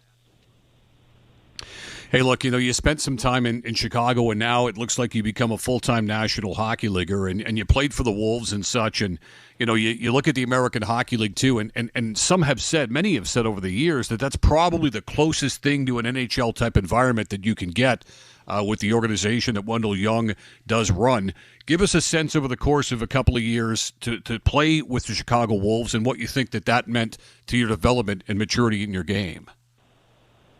Yeah, it helped a ton. I think, the full season I spent there, we went on to win a Calder Cup, which was really special. We had a special group. Wendell was great as general manager. The organization was great, and Ryan Warsofsky, who's now with San Jose, was our head coach. So that was just a really, really special team. And then, spent about half of last year there. Again, couldn't say better things about being there, and certainly helped my development a lot.